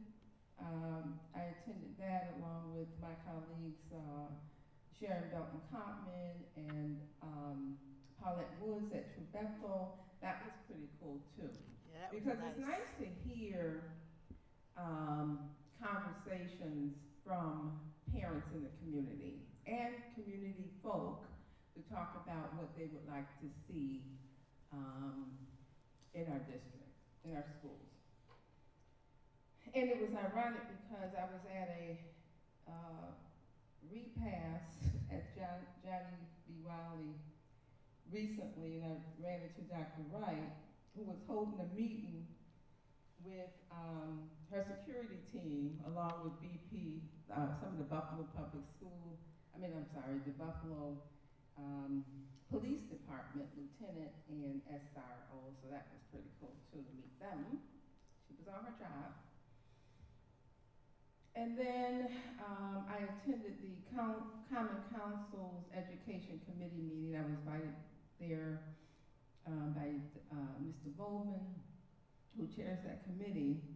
And as you know, there was a resolution in conjunction with Councilman Wingo that they submitted a resolution in full support of interim superintendent Tanya Williams. They're not dictating, but they wanted to put it out there that they do support the talent that's in this district. Number one, we have a lot of talent in this district, in the cabinet. And we want to keep the talent here in Buffalo. Hands down, I don't care if we do a national search or whatever, this cabinet would kill it. Period.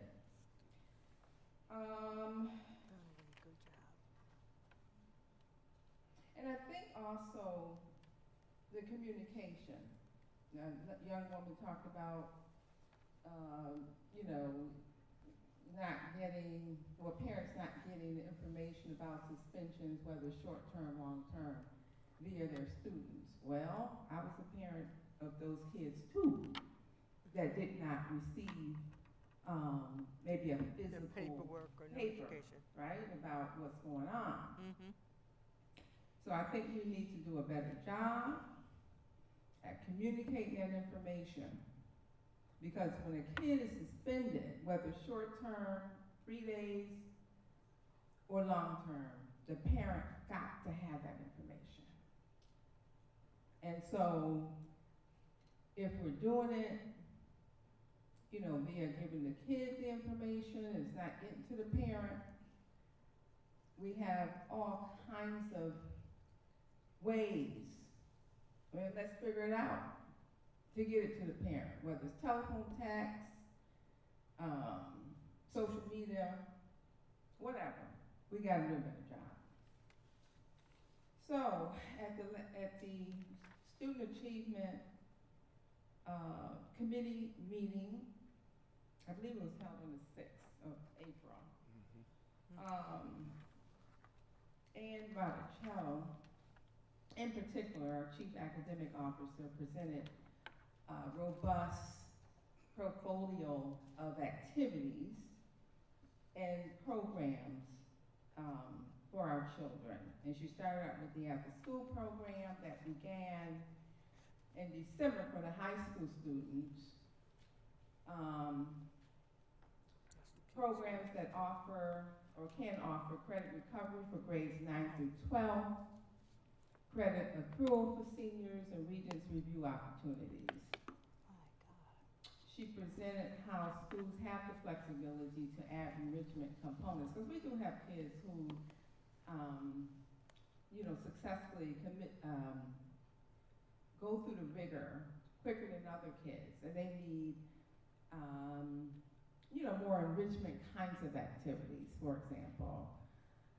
And so, as I move on through this report, you'll find that there are enrichment opportunities for those young people. And one that stands out for me is the nursing program that the University of Buffalo is offering and wants to collaborate with the district. And spoke to me earlier that they have connected, and we have approximately 30 to 40 slots, you know, for our young people this summer.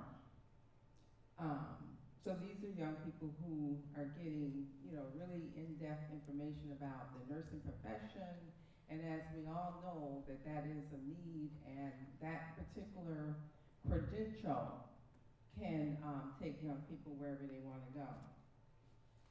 Matter of fact, my goddaughter now completed the nursing program, and she always wanted to be a visiting nurse or traveling nurse, and that's what she's doing. She's traveling the country and enjoying her life. So, getting on with the after-school program, the elementary after-school program is geared to meet student social, emotional, academic, physical, recreational, and, you know, overall holistic wellness needs. The after-school framework consists of the academic, the positive youth development, health and wellness, and they partner with the 21st Century or Extended School Day program that began January 25th. They started out virtual after school. The target date for the 21st Century programming in person started April 4th, and the target start date for district ran elementary programs start actually this week, and will conclude June 10th. That will include Boys and Girl Scout Clubs of Buffalo at School Fit 43, and the various clubhouses throughout the district. Summer school. It's not too early to think about getting your child registered for summer school. And I think this board agreed that if we had our brothers, we would mandate every student in this district to go to summer school. But we don't. But the summer school staffing, the jobs were posted in March and will continue to be reposted as needed. HR will reassess late April to determine additional recruitment steps if needed. Teachers working 7th through 8th grade programs will now work full day. Even students only attend morning or afternoon sessions. And that's an attractive feature that, you know, teachers have the opportunity to work the full day. And posted for attendance teachers, pre-K to 12, social workers, these are just, staffing updates, guidance counselors, speech pathologists to provide additional supports. Summer school safety and wellness will include nurses at each summer school site. Current school year mitigation strategies remain in effect. Further guidance will be provided in the summer school handbook. There will be a consideration for staggered start times for high school programs. All right, so the district is hiring a minimum of 2 security officers will be assigned to each 7th through 12th summer school site. The district is hiring additional officers. Security officers will be trained in de-escalation and self-defense techniques. SROs will circulate among sites during the programs. They're working collaboratively with BPD, NFTA, and local partners to ensure safe passage. Winding will take place. And again, communication protocol that BPD, these acronyms, collaborates with BPS to notify parents of critical situations, will update parents as soon as possible. So summer school, we have a very robust portfolio of programs, and what I'm going to start with is the Say Yes program. They'll be serving locations throughout the city. I don't know how many, but when I was involved, there was at least 54 throughout the city, and some operate half day, some operate full day. So it really depends if the funding is augmented by Erie County. So if Erie County is augmenting funding, you will have a full day program. And all of those programs that Say Yes oversee must have a certified teacher on staff. Because they do a lot of math and do a lot of ELA. And so the kids really get verifiable instruction, as well as enrichment activities. So I'm not going to go through all of the information, but I know there's going to be an athletic camp that runs from July 11th through August 12th. And they're looking at expanded down to grades 2 to 6, which will focus on fundamentals, beginner activities, sports-specific drills, competitive games, etc. There's going to be stage and song musical theater. That's at Public School 32. There's going to be a band camp, an orchestra camp, Woke Words, My Brother's Keeper, MBK, proposed location at Public School 195. There's going to be a rising 6th and 7th grade My Brother's Keeper initiative, which is nice. Our young men will focus on identity and talent development, character education, and community service. Conditioning, if I didn't mention that, Mr. Hurd, conditioning. High school students will have the opportunity to attend strength and conditioning programs to prepare for the upcoming sports season. We've got to get our babies ready for the task of winning. Emerson School of Hospitality is going to be functioning, advanced manufacturing program. That's with the Mayor Summer Youth program. They'll provide the students with real world experience in auto technology, machine tool technology, and welding technology. Students who will receive academic enrichment in the morning for math and English travel to their respective field will work with trades. Look at that. Riverside Conservation Program. That's CTE students in the conservation program. They'll engage in work-based learning opportunities that build conservation. So there's this wealth of information, parents, that please take advantage of these opportunities for your child, your children. This is world-class information, and our babies need to be involved. Thank you. Thank you very much. Board Member Scott, do you have anything to report? Yes, thank you, President Petrucci. I'll be very brief. March 17th, I attended the very last after-school task force meeting, kind of finalizing details. Just want to thank Superintendent Williams, Chief Botticelli, Tara Sims, and all the stakeholders that were a part of it for really moving the after-school programs forward. Just saw a post from Mr. Gonzalez about after-school programs starting at School 76 and the excitement there. I've been getting positive feedback on the after-school program starting, so thank you to all that have made that happen.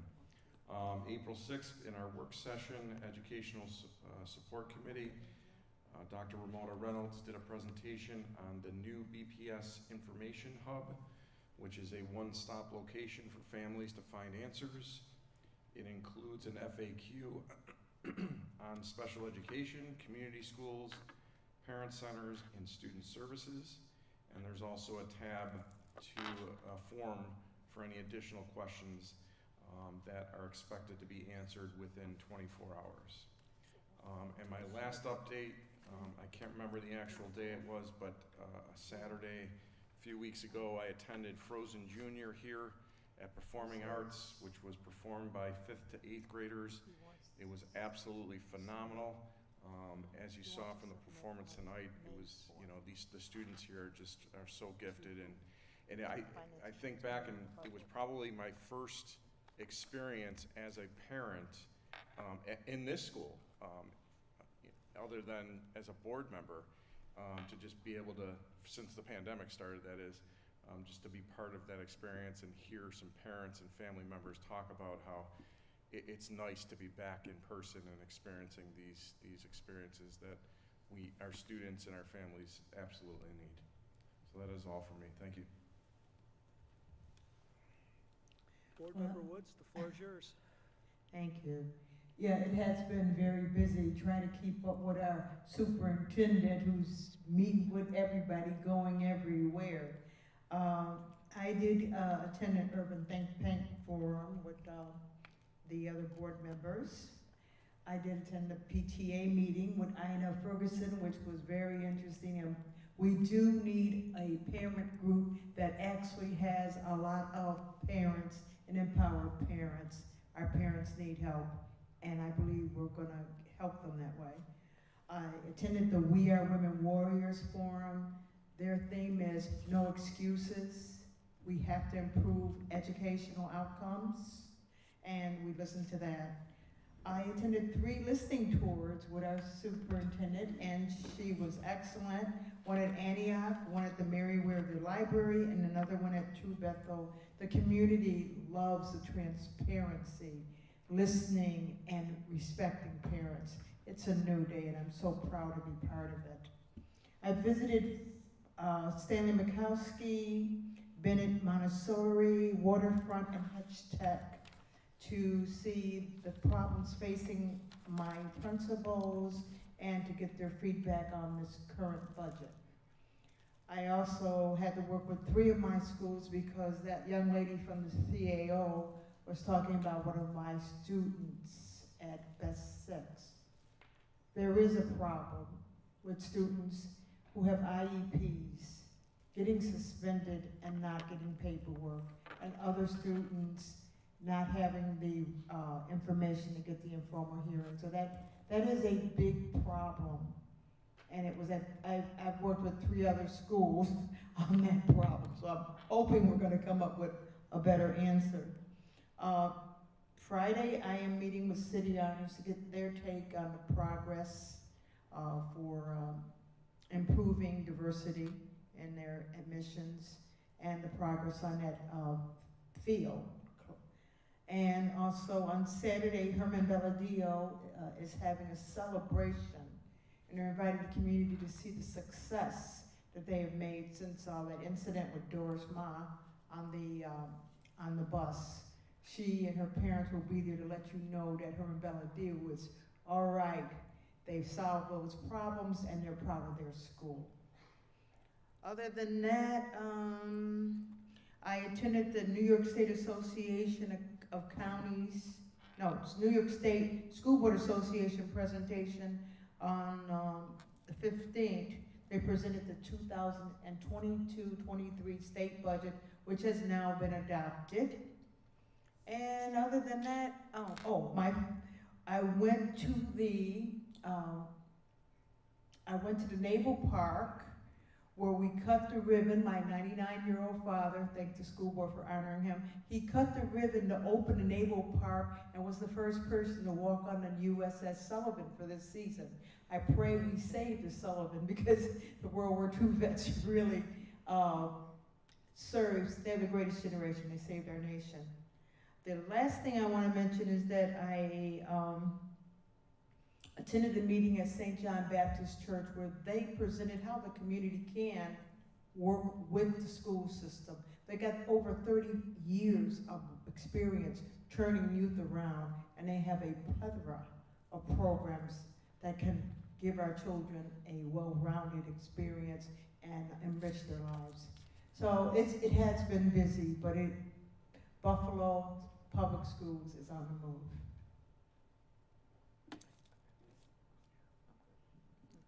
Thank you. I want to be real brief. I want to focus in on the things that our parents need to hear about and our students need to hear about this evening, rather than going down this entire litany. March the 24th, I attended the Day of Hope with Kelly Galloway, who is dealing with trafficking in our community. She has a female student group that is available for parents. She's located on Kensington, and it's important that we understand that there's a major trafficking problem in our community, major. I am going to again only hit the highlights. I want to say that on March the 25th, I attended a retirement party and a networking event honoring our retiring Police Commissioner Brian Lockwood. And I want to be clear that several firefighters and policemen asked if they can get involved in Buffalo Public Schools. We have to create an avenue for our community people to be able to be a part of this transition that we're going through. And they are willing to work with our students and help. They want to be involved. So many people came up to me and I took their names down. On the 29th, I attended Ina Ferguson's community PTA event. The launch is going to be on the 12th of May. But I want to say that there's a need for a PTA in every school or some parent organization in every school. And until we get there, we're not going to have our level of parent involvement that we need. And it's important that we put together a plan, Madam Interim Superintendent, that we start capitalizing and utilizing our parents and get them in our schools so that we can do what the charter schools do so well, the missionary approach, to make them feel that they are welcome and that they are involved. I attended on April the 7th the finale for the Big Sisters, Little Sisters, their closing ceremony at Emerson Hospitality. Kudos to Dr. Fatima Morrell and staff, and to the young ladies who hung in there and participated. They are phenomenal young women, and I really hope that we're able to expand that program to our listening audience. For many of you who are not doing anything and who want to be a part of a solution, we are here and we need adults to work with our young ladies, our young men. Please reach out to us and we can get you involved. Stop sitting back talking or thinking about it, and just for next year, let's make sure that we're doing something to uplift these young ladies and young men. On April the 8th, speaking of uplifting young women, at MST, Dr. Kevin Everly and staff put together a group of 9th graders who had potential at the beginning of the year, who showed potential at the beginning of the year, who fell off the grade, and they worked with them and got them back up and running. And it was about 5 or 6 young ladies, their parents came, and it was great to see that this was done by using data and how they worked this formula to pull these young ladies up so that they're back on track now. And I want to give them a shout out for that. And it's really important that we think about focusing in and using that data to drive decisions. We had a meeting on April the 7th with the Big Five, who sponsored a meeting with SED facilities. We had not had a meeting as a district since 2019. It was a very good meeting. President Petrucci, as well as Finance Chair Paulette Woods, was there. On the 8th, I attended New York State School Board Association Diversity, Equity, and Inclusion Committee, and the topic was about racial inequities. And it was a very good lecture, and program, and I want to make sure that I share that with our staff, the superintendent, as soon as possible.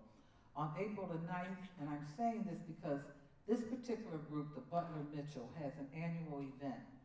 They honored 2 of our coaches who worked at MST for years. They were coaches that helped, that were part of the village, that made sure my young men, my sons, made it through. Coach Nano and Coach Nazo. And the reason I'm bringing up Butler Mitchell is because this organization every year sends 100 children to camp outside of the city of Buffalo, at least 100. So some parents are out there wondering what they can do for their children to give them a better experience.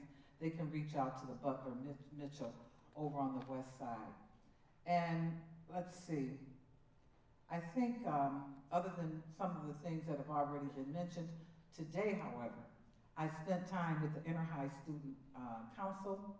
They are looking forward to meeting with you, Superintendent, on the 11th. They have a date. My suggestion to them was to put together their concerns and to possibly see if you would also entertain several members of their schools with them. So that would allow them to show their leadership abilities and bring some of their students with them, or whatever, fellow students, and show their leadership ability. Unfortunately, our student board representative is not here. This weekend, on Saturday, part of our annual Hammond Park Taxpayers Association, our neighborhood cleanup is happening on the corner of Ferry and Wohlers. We start at 10 o'clock, we go till 2 o'clock. We also have a community school at 74 that day, so we're gonna be visiting that. And we're up and running. This is campaign season, and we're campaign season, and we're gonna be campaigning this year for those of us who are seeking to retain our seats. So thank you. I hope I didn't take too much time. Thank you. Thank you, Ms. Cochran. I have a few things that I'll just touch upon because our audience is dwindling and the evening's getting a little bit later. Yeah, it's a very busy time of the year for all of us. I do want to kind of build upon that. The meeting that we had with SED was great. It was the first one we had in a while. It helped to address some of the spatial concerns that we have as a district as we look to grow our high schools and our high school offerings. So I thought it was invaluable. I did have the opportunity to attend one of the Saturday academies. I went to one in my neighborhood at Southside where they honored Arab History Month, which was my first time for an Arab History Month celebration. Also attended the event at St. John Baptist where they mentioned about investment in the community through Buffalo's Black Billion, but also about how they could partner with us and help to move the district forward. And there seems to be this general spirit of people wanting to move together to move the district forward. Last Saturday, I met with the Buffalo Equity Committee just to update them as to where the board is with respect to all the various things that we're doing with equity within the city of Buffalo. And I would paraphrase, I thought the meeting went well, but I think I don't think that they had a full width and breadth of all the efforts that the district has made. We still have a little bit more to go, but I think we've laid the groundwork. I did go to the superintendent's listening tour, again at Southside, not that I don't have other schools in my district, but Southside does have the best parking, but it was very well attended. And I know that the superintendent and her staff were very cordial and answered a lot of questions, which everyone greatly appreciated. I attended the CAS Operating Committee, and I'll just give a little teaser that they're going to come and make a presentation. But it's one of the things I know that we've worked on for a long time, but it's going to be about 3-year-old and 3-year-old programs, because I know that's one thing that so many of our parents and families have asked for in the district. I did go to the press conference yesterday. So I know interim superintendent and the board president, or former board president, Kottman, was there. And it was good for us to be able to, first of all, to engage in kind of a healthy and robust dialogue, but also to present our opinion. And it was nice to see how we could work together to resolve an issue and to address and answer many of the concerns that were out in the community. So I thought it was a good event. And I believe that the last thing I had to do, oh yes, I just want to mention briefly about I was able to attend for only a brief time, but a group that I do try to meet with when I can, the Farm to Table Committee, and just to listen about what they're doing to change our menus and some of the concerns they had long-term about our commissary and what's going to happen with that. Mr. President, can we give kudos and a shout out to our staff members that attended that press conference yesterday? Yvette Gordon and senior chemist, Cease. And if you have not seen it, or if you want to see it, please go to, I think Betty Jean Grant's Facebook page has the best coverage. Those women were a dynamic duo, and they deserve to be applauded. They really, for accusations to be made about this school district, that we would be cavalier and not be doing the things that should be being done. They really represented, and I want to give them a shout out, and I hugged each and every one of them, because in addition to them, this is the first time that a superintendent went into the community to address an issue, and it made a difference. I'm sorry, what did you say? Specify what the issue was and how the chemist. Say that again? Specify what the issue, alleged issue was. So, without giving too much attention to this, a previous employee said that we were not following proper protocols in regards to lead and the testing in the water of our school district. And they shut the house down. I think that hopefully in moving forward, the lesson learned is that come to the table and talk to us. We will be happy to bring our staff. We will be happy to answer your questions. But there really, in my opinion, was no need for a press conference. And I think everybody here concluded at the end that you certainly don't want to bring Gordon and Cease back into the community. Okay, thank you. Again, Sharon, thank you for bringing it out and calling them out for their great efforts. It also demonstrates that when we receive these things, the degree of effort and severity and solemnity that we take when it takes to addressing these concerns when someone from the community brings it forward to us. Yes. And it was evident from what they did how seriously they take those concerns. So that was very good to see as well. All right, thank you very much. That concludes the committee reports. Wow. That being said, now can I have a motion to accept the consent agenda? So moved by Mr. Terrence Hurd, second by Ms. Jen McCosey. Let's see what we have for our exception list here. Terrence, do you have an exception for 24C? I just see a notation at the bottom of my. Yes, I just wanted to. Can you please speak into the microphone? Thank you. Thank you. Thank you, President Petrucci. I just wanted to know more about this before we approve it. I just looked into it and received a call from another board member about it, and I just wanted to know, do we actually take a look into this document, fully before we approve for it to go out to another group? The 4-year plan. 24C. 24C. The 4-year financial plan. That's Jeff Pritchard. I have 24C, which would have been. That's the 4-year plan. It was moved on the sheet. Yeah, that's 70, I have it as 72C. 72C. Okay, well, there are other questions, Terrence, so if you don't mind if I could bring it back up then so we can all address it? Yes. Okay, thank you. The next person I would have would be Mr. Lawrence Scott regarding, I have it as the numerations will complete, so it looks like it's 17K regarding Lamar advertising for community schools.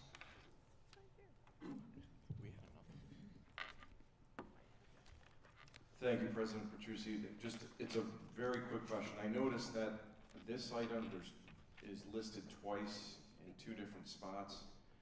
It appears as if the purpose is the same and the funding source is the same. So I'm just wondering why there's a contract with this company for the billboards, two contracts for the billboards when it appears to be the same.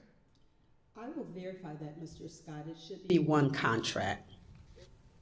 And can you just elaborate for the public on what the purpose of the billboards are? The purpose of these billboards is 11 billboards throughout the city. It's to help to promote our community schools and parent-centered programming. I will say that for the past several years, the billboards, and the opinion of myself as well as our Director of Strategic Alignment and Innovation, we feel that it's become a little stagnant, a little stale.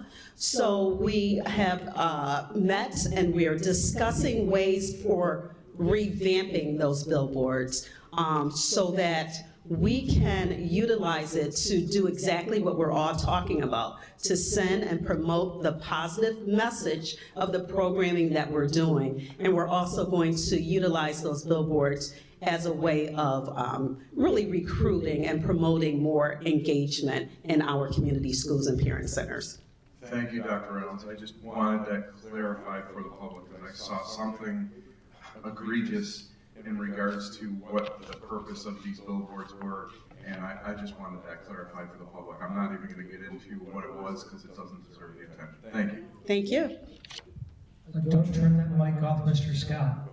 Next up is 23A, 22-2023 Buffalo City Schools District Calendar A. It's another quick question and probably quick answer, and just some parents raised in regards to the superintendent's conference days. I believe they're usually the week after state testing. We have a half day and then we have a superintendent's conference day the next day.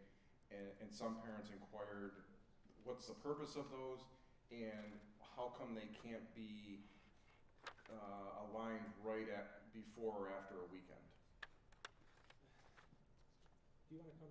Just to talk about the purpose, maybe, Ann? I can talk about the before or after the weekend. I think we intentionally, because part of the purpose is exam grading and review, and we intentionally avoid Mondays or Fridays, as those tend to be lower attendance days for staff.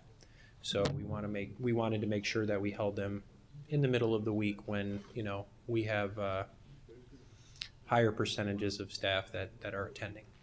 But I think you could talk more about the purpose of them.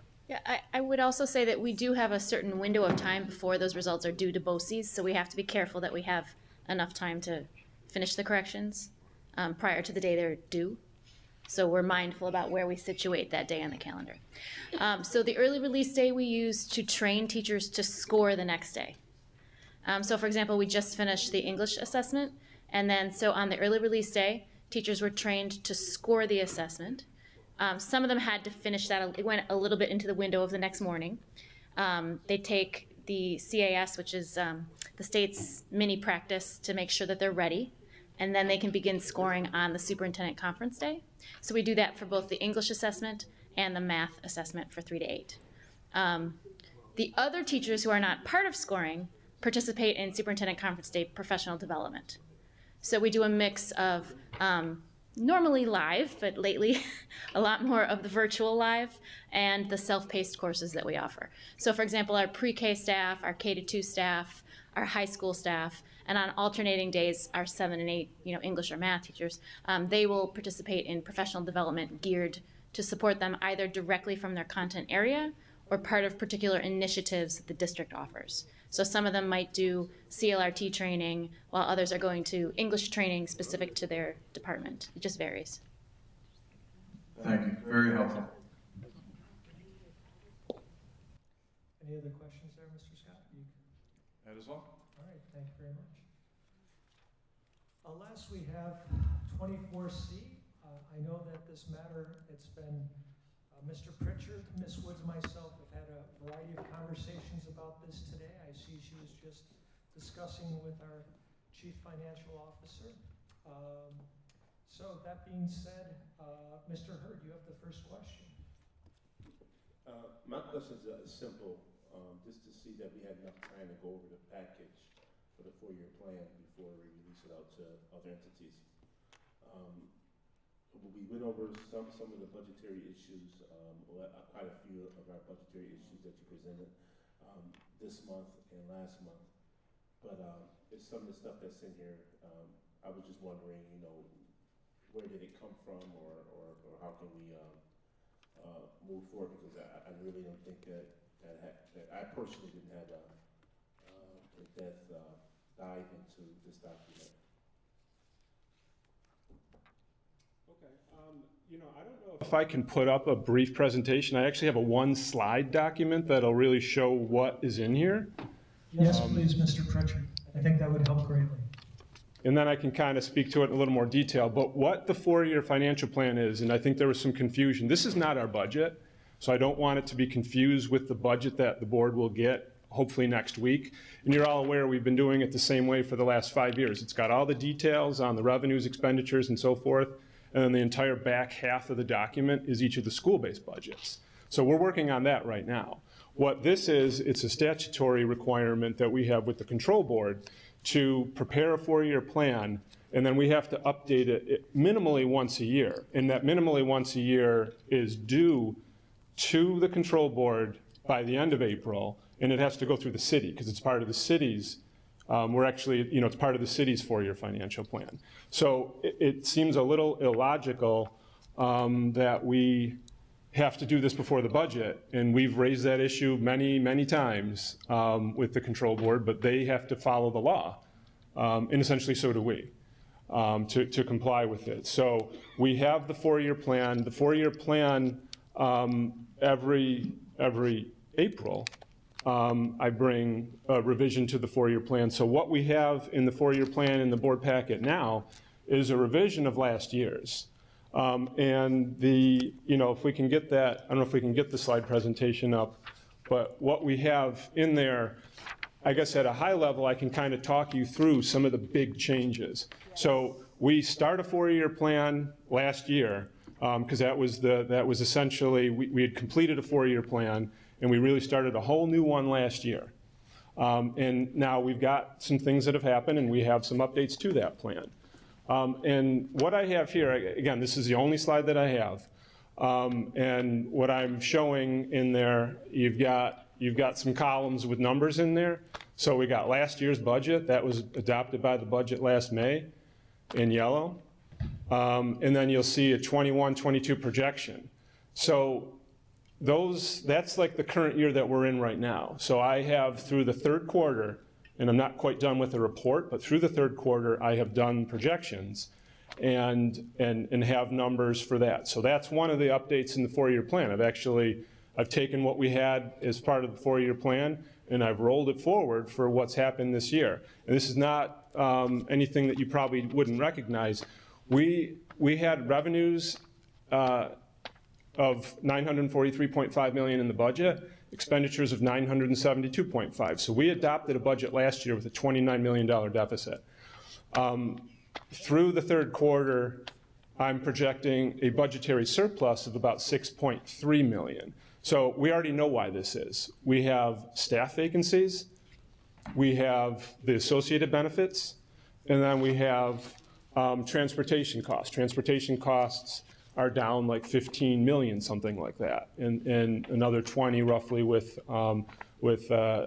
vacancies in staffing in the associated benefits. So that you can see at the top on the right-hand side where you see that yellow. So revenues, expenditures, and then use of fund balance or surplus. So we actually are looking at a surplus. Below that 6.3 million, my projected fund balance, and that's just a total fund balance at the end of the year, will rise a little bit to 319 million. A little further below that, I got some more numbers. So, and I have boxes around them. I've got state aid, I've got a labor contract contingency, and charter school tuition. State aid, I had budgeted $810.2 million.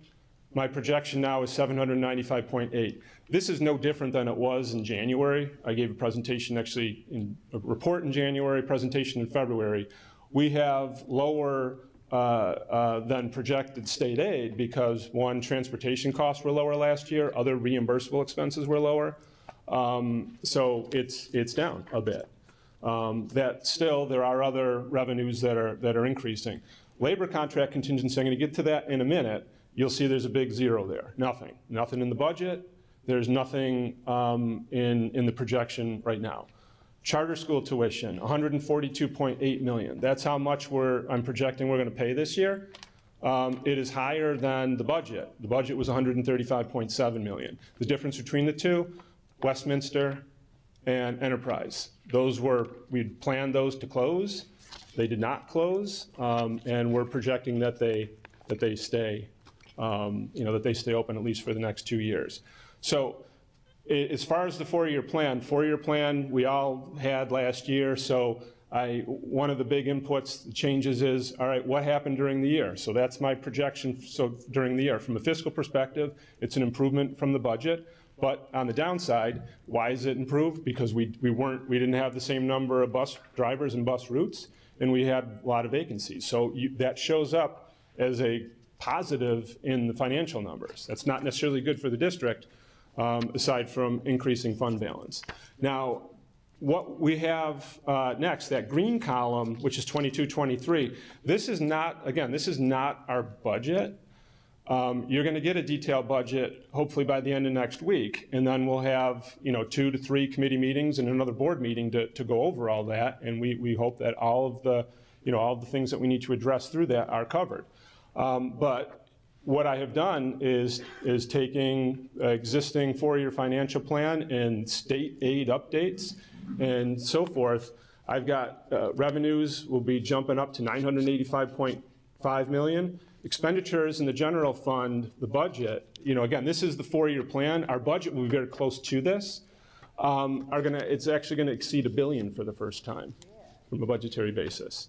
And 34.6. So we're recommending that we have that we fund a deficit through the use of fund balance of $34.6 million. So in large part, it's very similar to last year's budget. The increase on expenditures goes from 972.5 to 1 billion and 20 million, and it's about 4.9%, a little under 5%.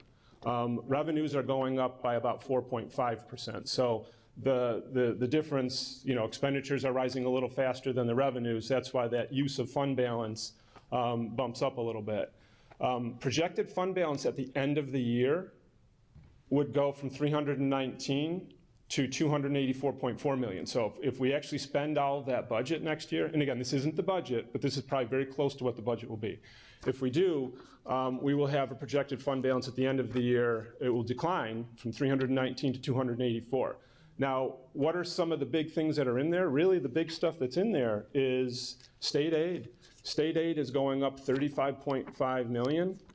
And that's really the primary growth driver in the budget. So it's going to go to 843.7 million from the budget of 810. But if you actually look at it, we're projecting 843.7 million. It's actually going up even a little higher than that because from the projection of this year. But again, that's what it is. Now, below that, you'll see this line called labor contract contingency. This is in our general fund. This is an estimate of the cost less savings of district proposals to various bargaining units. I'm not going to get into really any of the details what they are. You can kind of guess what some of them might be because you know where we have contracts that are currently out.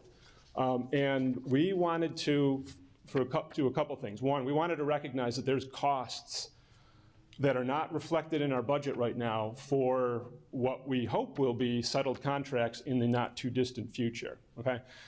And that amount there is the amount that we're putting in, asking to go into the contingency line. So it's not being allocated to salaries or anything in particular, contingency. We settle the contracts at that cost, and that would get allocated out to various other lines. That's not necessarily the timing of what you see there in the amount. Those things will probably change, but this again is just really a recognition because we get questions all the time from the control board, from debt rating agencies. They say, well, if you've got an outstanding contract, are you budgeting for that? Well, I would say yes, we are in this particular plan. We've not done that. Historically, we never did because these contracts were outstanding for so long, teachers in particular and administrators, that we didn't even know what it would be. Then we settled them, and we really got to the point where all of our contracts were essentially current. But now we're getting a year or two out on a couple of these contracts. It's important for us to recognize that when we're doing our budgeting, and that's why that line is in there. That's a really big change for how we've done these 4-year plans, and I'm showing that, and you can see zeros to the left, 26.2 million in that green column. That's what we would most likely put in the budget that you will see next week. And then that number is going to grow in the out years, but I haven't got there yet. Below that, charter school tuition. So the next big thing that's really changing in there is charter school tuition. So we have a new charter school that's opening next year. 2 that we thought were going to close last year are still open. And then we've got 7 other charter schools that are continuing to expand. We're going to have over the next 4 years, we're going to have 3 full high schools of charter schools that we didn't have before. So we have to keep that in mind. And where does that impact us? Well, it impacts us in the charter school tuition. Those students count as part of our foundation aid. We get revenue for them, but then we turn around and pass it over to the charter schools through tuition. So 154.6 million is what I have projected right now for next year in 22-23 for charter school tuition. If you compare that to last year's, a year ago's budget at 135.7, you're almost 20 million higher in 1 year in charter school tuition.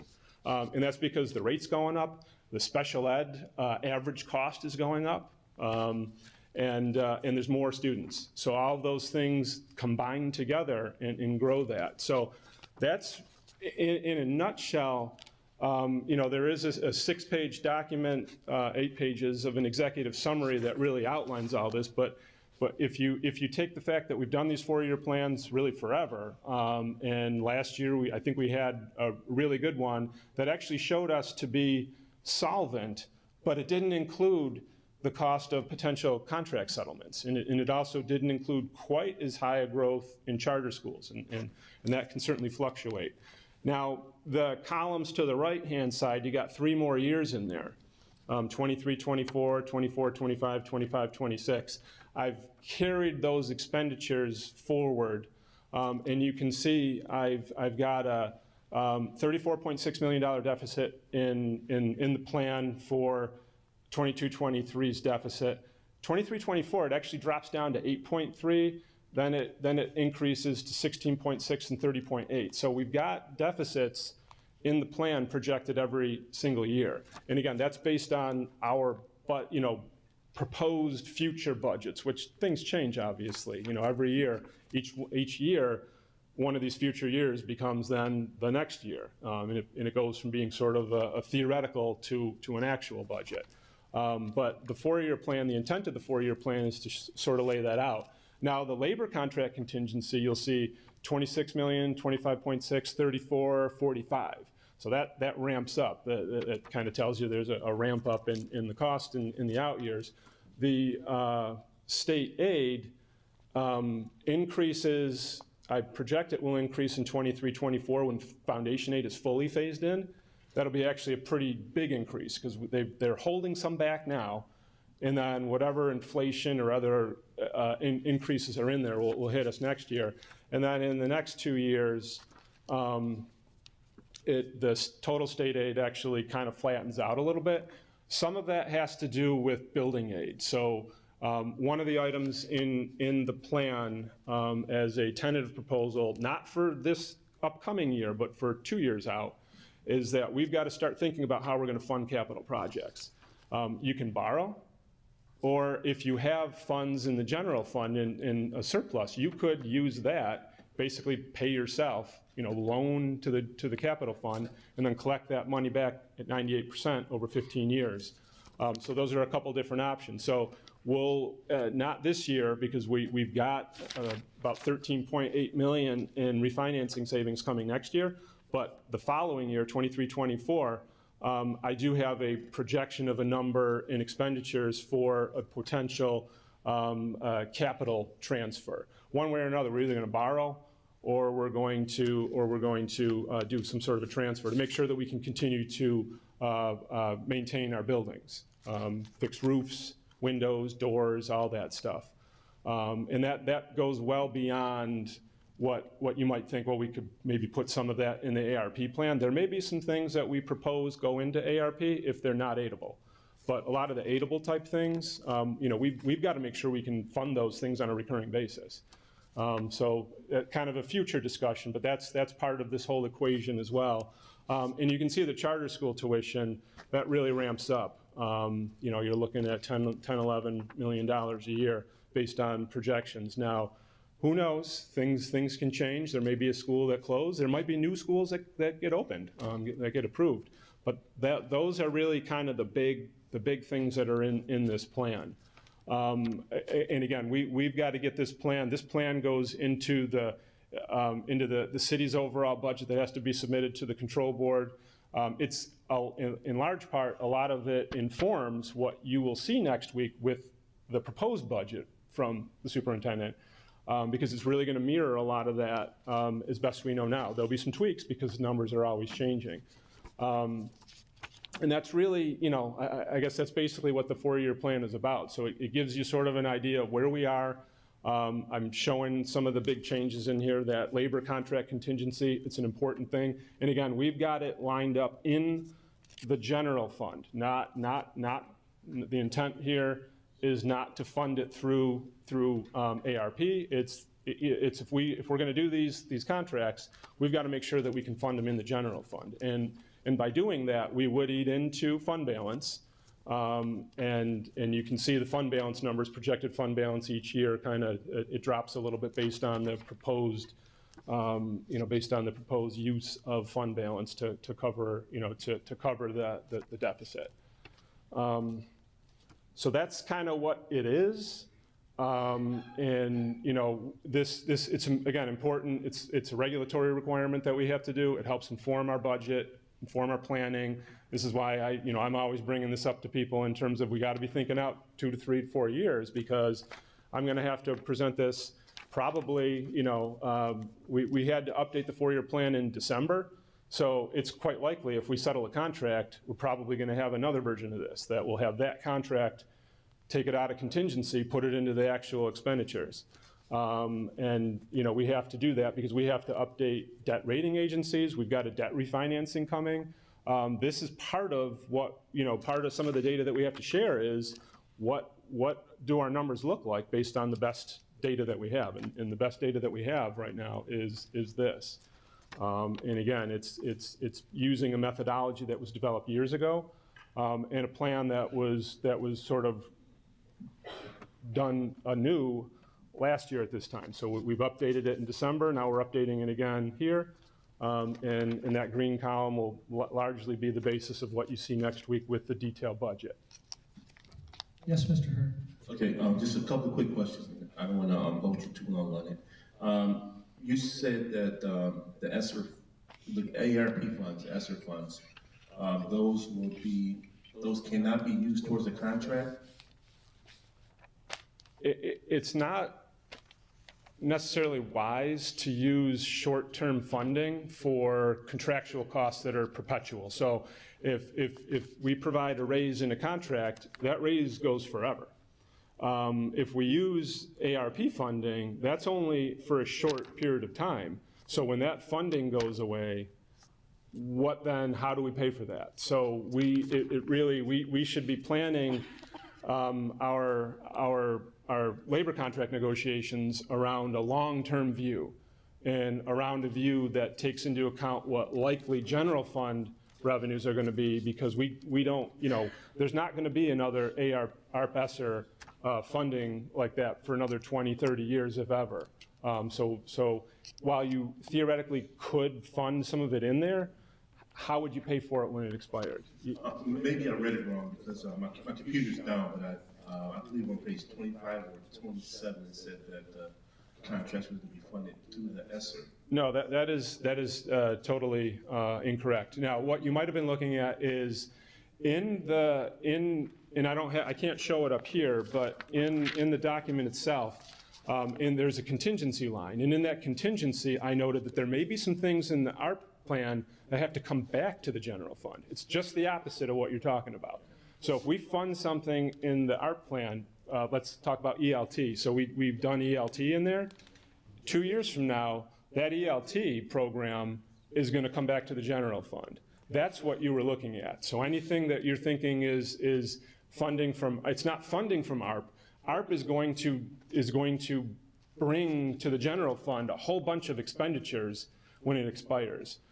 So it's not going to bring revenues to us. When ARP goes away, everything in that plan in terms of an expenditure is either going to be funded somewhere else, another grant, or the general fund, or it's going to have to go away. So the line I think that some folks were looking at is not talking about bringing revenues in, it's talking about how's the general fund going to cover those things.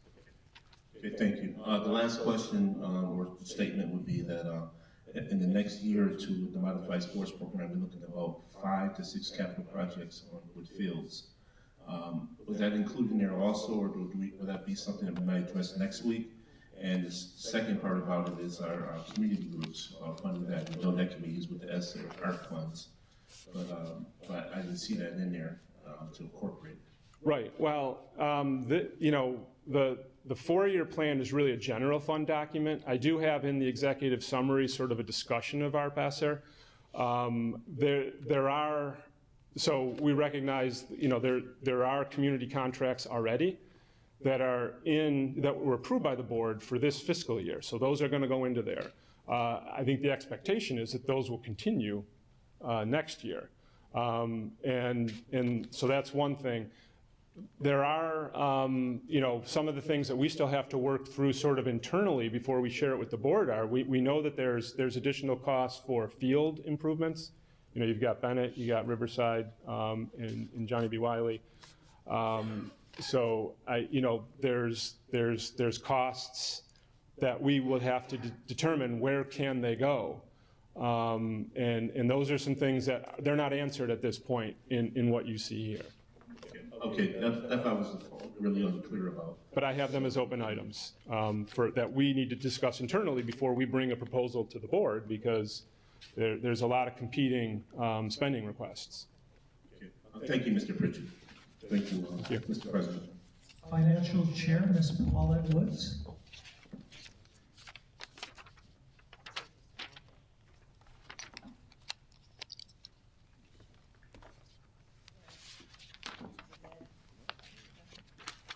Thank you, Mr. Pritchard. When I took the time to review this 53-page document, and I saw the significant increase to over $1 billion, $1.02 billion budget, I was hoping that you would do just what you just did. Explain the 20 million of this increase is charter schools and why, because it was a significant increase.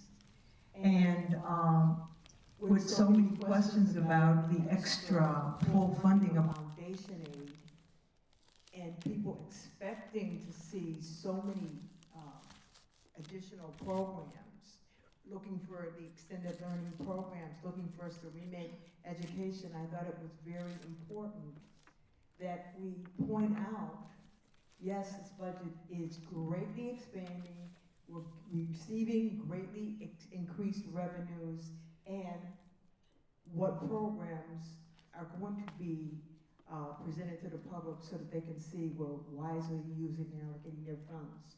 So this overview, I greatly appreciated. You answered quite a few questions, and I greatly appreciate you going over these items with this board, who is responsible for Buffalo Public Schools, before it is sent to the fiscal authority. They have a requirement, yes, but we are the board. We're first, they're second. So I appreciate you making the presentation, and I look forward to May 4th, when we will get the school-based budget, the supplemental schedules, the details, and we can know what each of our schools have, and we can make recommendations and suggestions to the superintendent as to any other problem areas that we may feel that she may need to look at. But thank you very much. So not seeing any other questions, may I impose upon Mr. Kuzma for a roll call vote?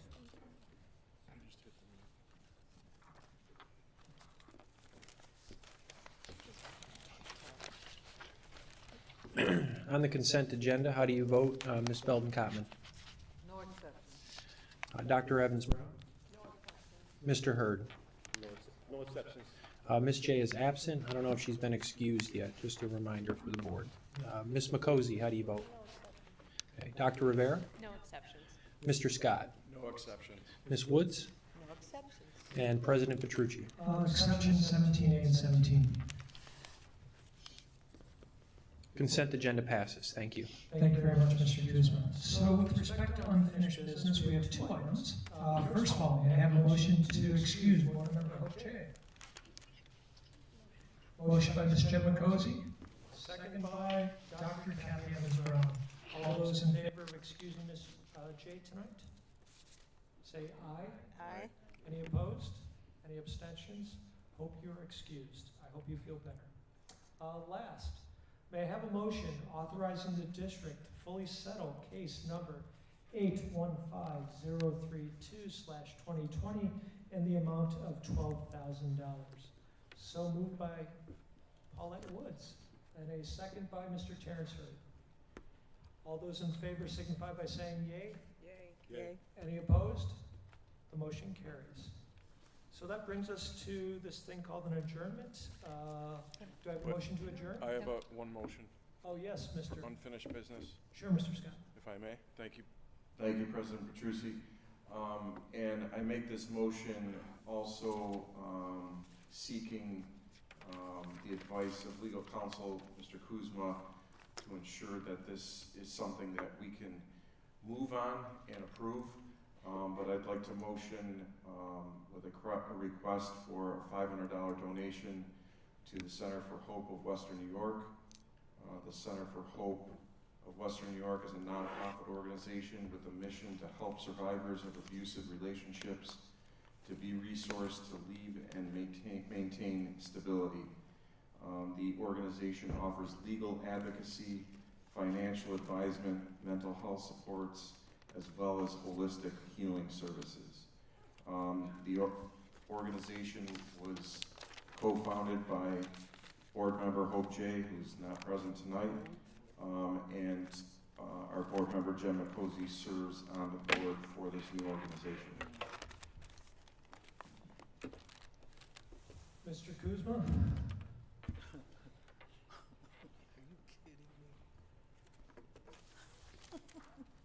Yeah, thank you, board members. I mean, we've had these situations from time to time. I know the board, commonly or, occasionally does buy a table, for a fundraising benefit. I think there's been some for the Urban League. There are other organizations that the board certainly has supported. The important thing, to avoid the gift of public funds sort of issue is there's got to be an educational, there's got to be a nexus between the mission of this board and the organization in which you're supporting. Some sort of educational benefit, for example, or support that the organization provides that directly benefits the board. I don't know enough about this organization and its relationship with the Buffalo Public Schools or what it does for the constituency that this board serves to adequately, advise you at this point whether that nexus exists. I don't know if somebody can provide a more detailed explanation perhaps as to why. And Ms. McCosey, I would advise you not to, respectfully. Because you are a board member of the organization. So that's what I would be looking for, is those details in order to give the thumbs up or the thumbs down from my legal viewpoint. I can respond to that based on the information that's been shared from the organization. It has initiatives to work with high school and college students to recognize and contend with red flags of this type of relationship abuse. One of the initiatives in particular is to develop a panel to go into the schools and educate students on intimate partner violence and coercive control.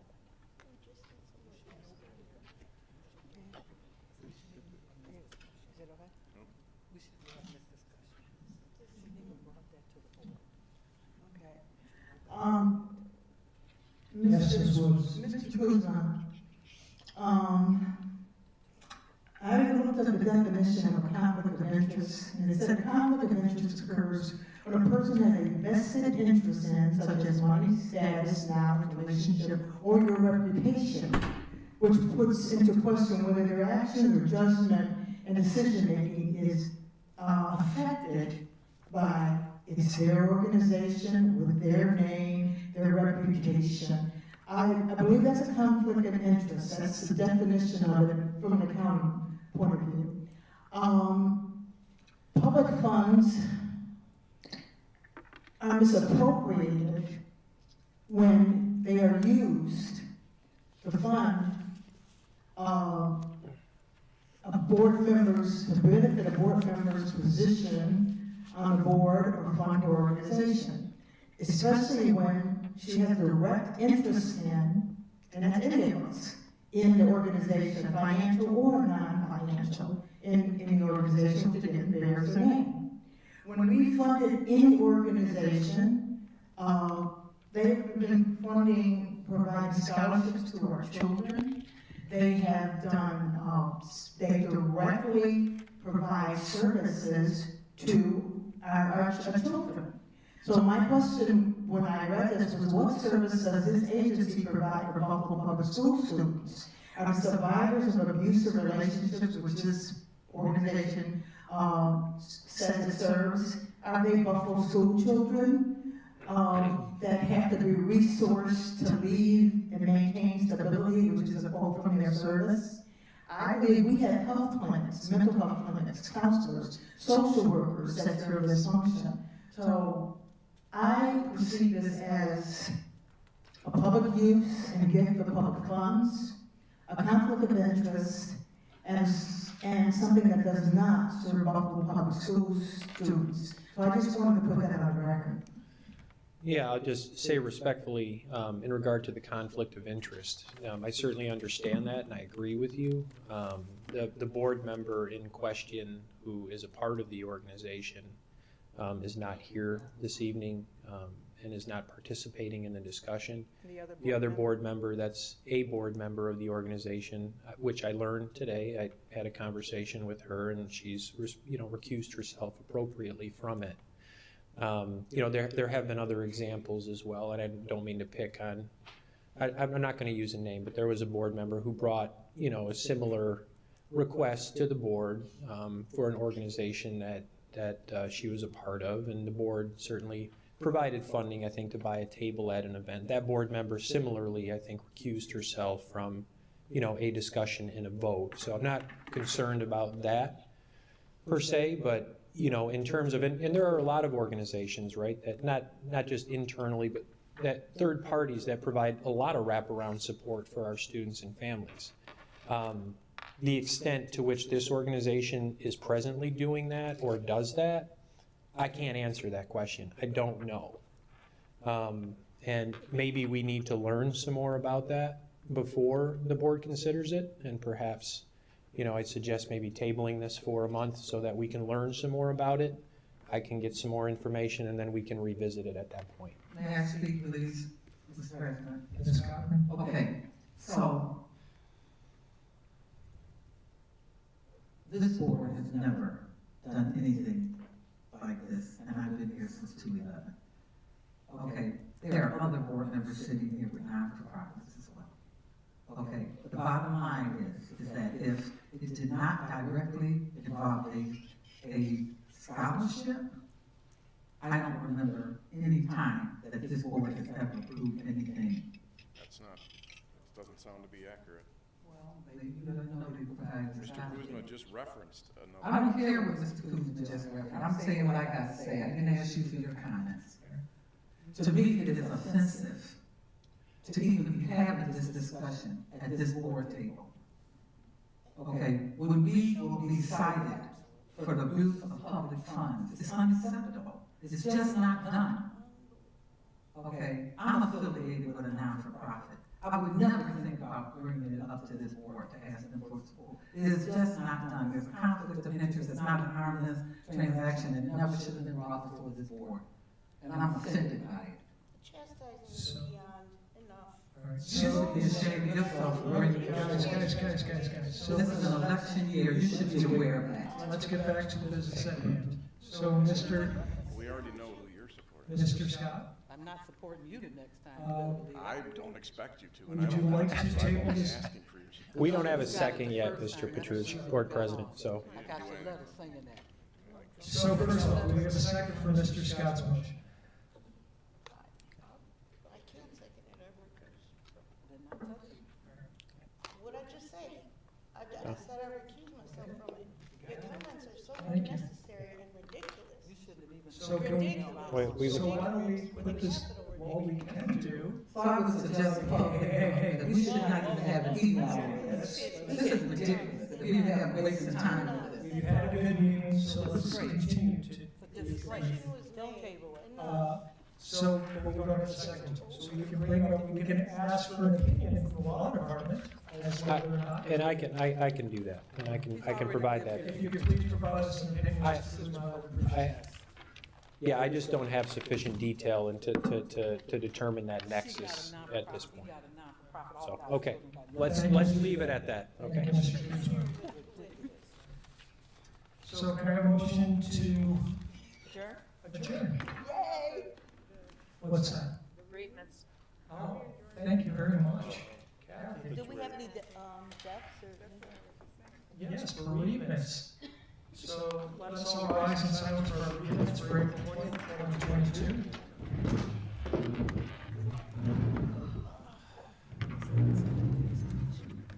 On March 11th, Wendy Brisky, a special education teacher at Southside Elementary.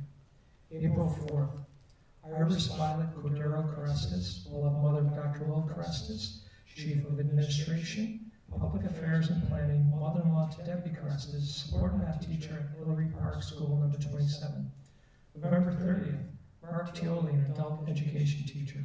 April 10th, Deacon Izio Bullock Jr., father of Izio Bullock III, a BPSCT teacher, also father-in-law of Ebony Bullock, Chief Accountability Information Officer with the BPS. And we'd also like to memorialize and note the passing of Board Member Kathy Evans Brown's brother-in-law, John Mitchell. May you please lower our heads in silence. Yes, Mr. Hurd. April 7th, my uncle Billy Golden. And Terrence's uncle Billy Solis also.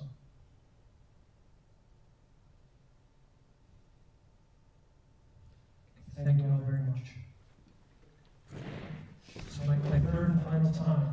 Do we have a motion to adjourn? Yes, yes, yes. All in favor? Any opposed?